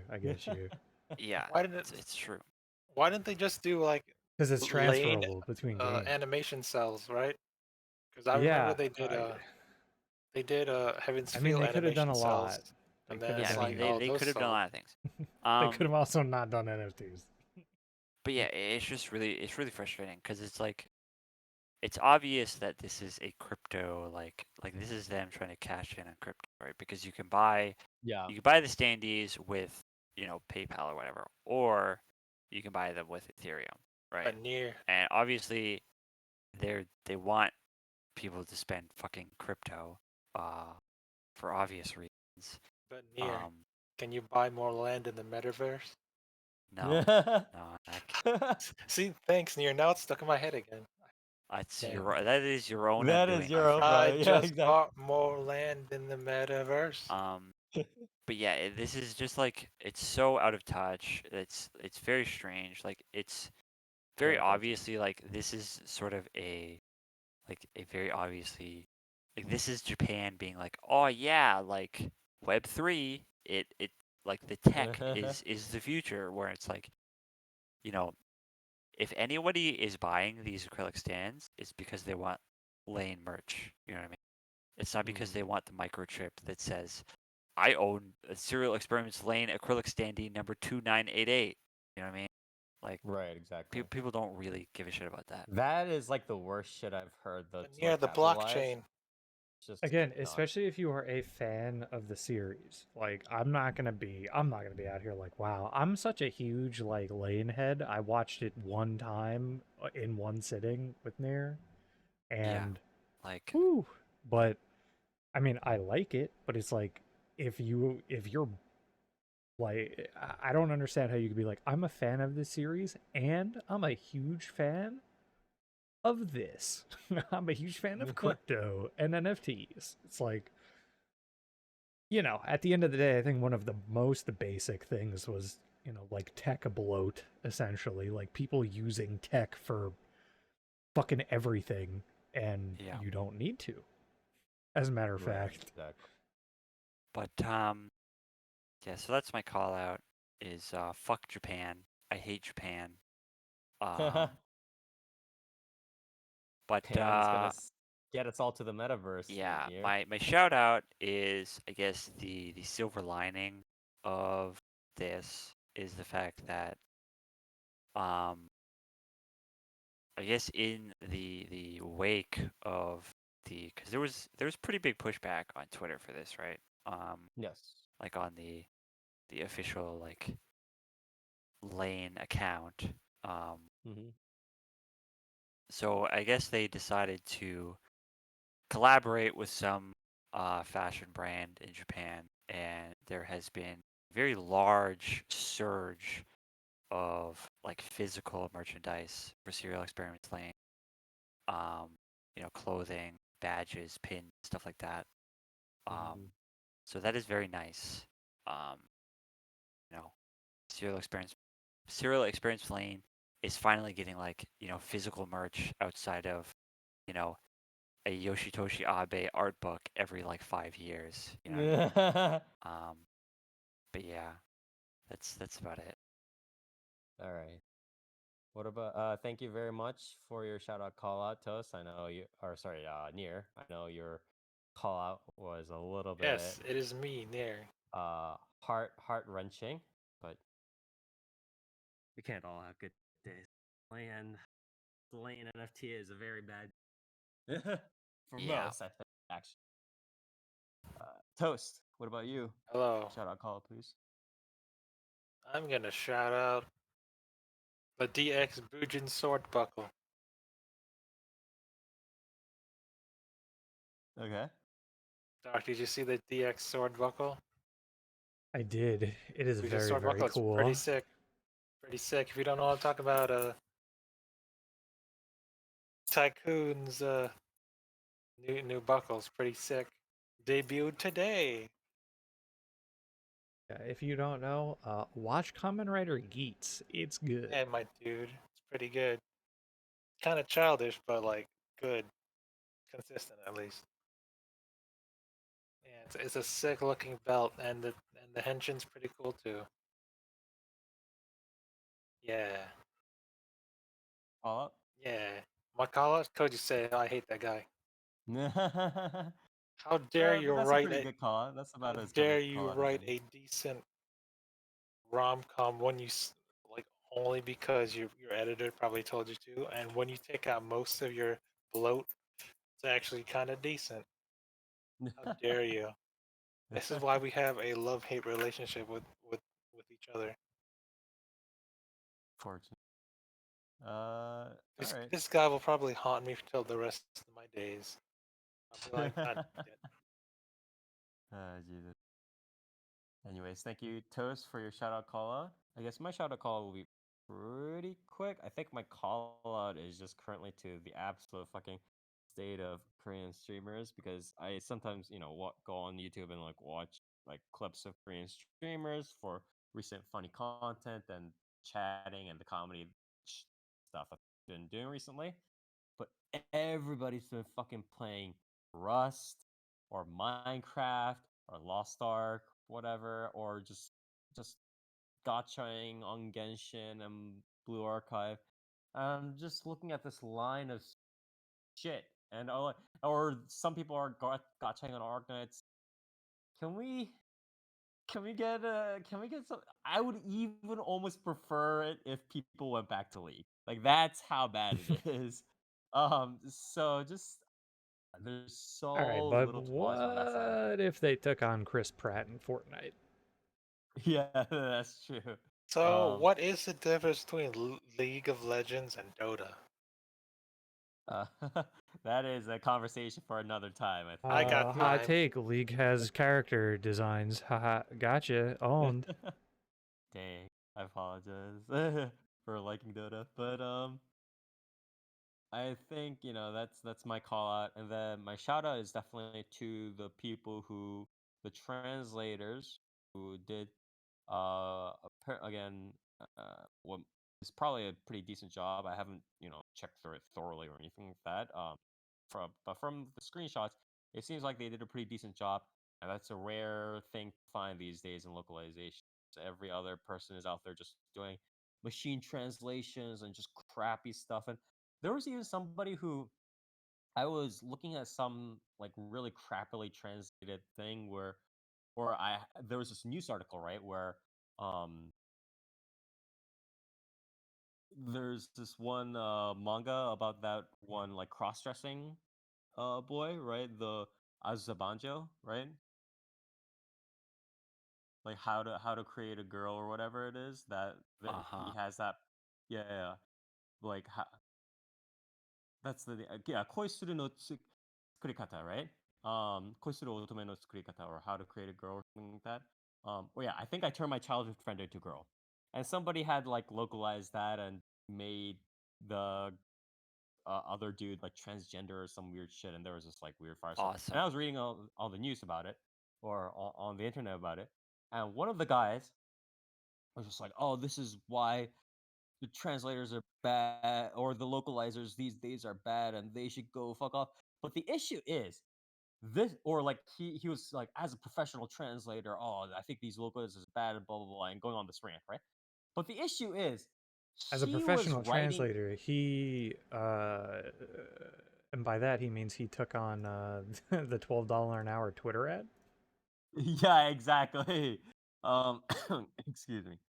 So he was going on this rant, and I'm reading this rant and going, "You're a professional translator, but it clearly looks like you're a freaking ESL too." I'm not gonna lie, you are just like Of you are course. not helping the case by writing with really terrible grammar and just like in defense of having better translation.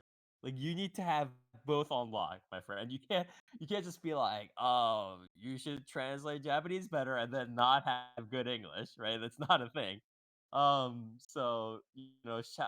outs to, I guess, additional call out almost to both of these guys, but more importantly, shout outs to people who still in the year 2023 take time out of their day to play with a little bit more quality behind their work instead of just shitting out whatever random Google Translate or whatever ESL thing that they thought up in the back of their head. Thanks, shout outs to those guys.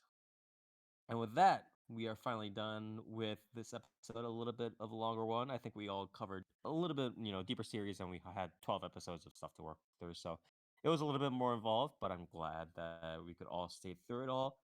Thank you, everybody, for coming to, again, the last episode of the Spring 2023 anime season reviews. After this, we are going to be smack dab, I think, in the middle of July, right? Probably in the second week of July by that point.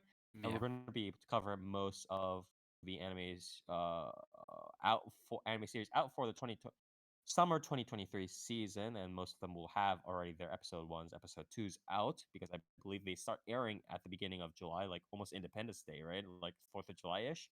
So I'll watch out for that.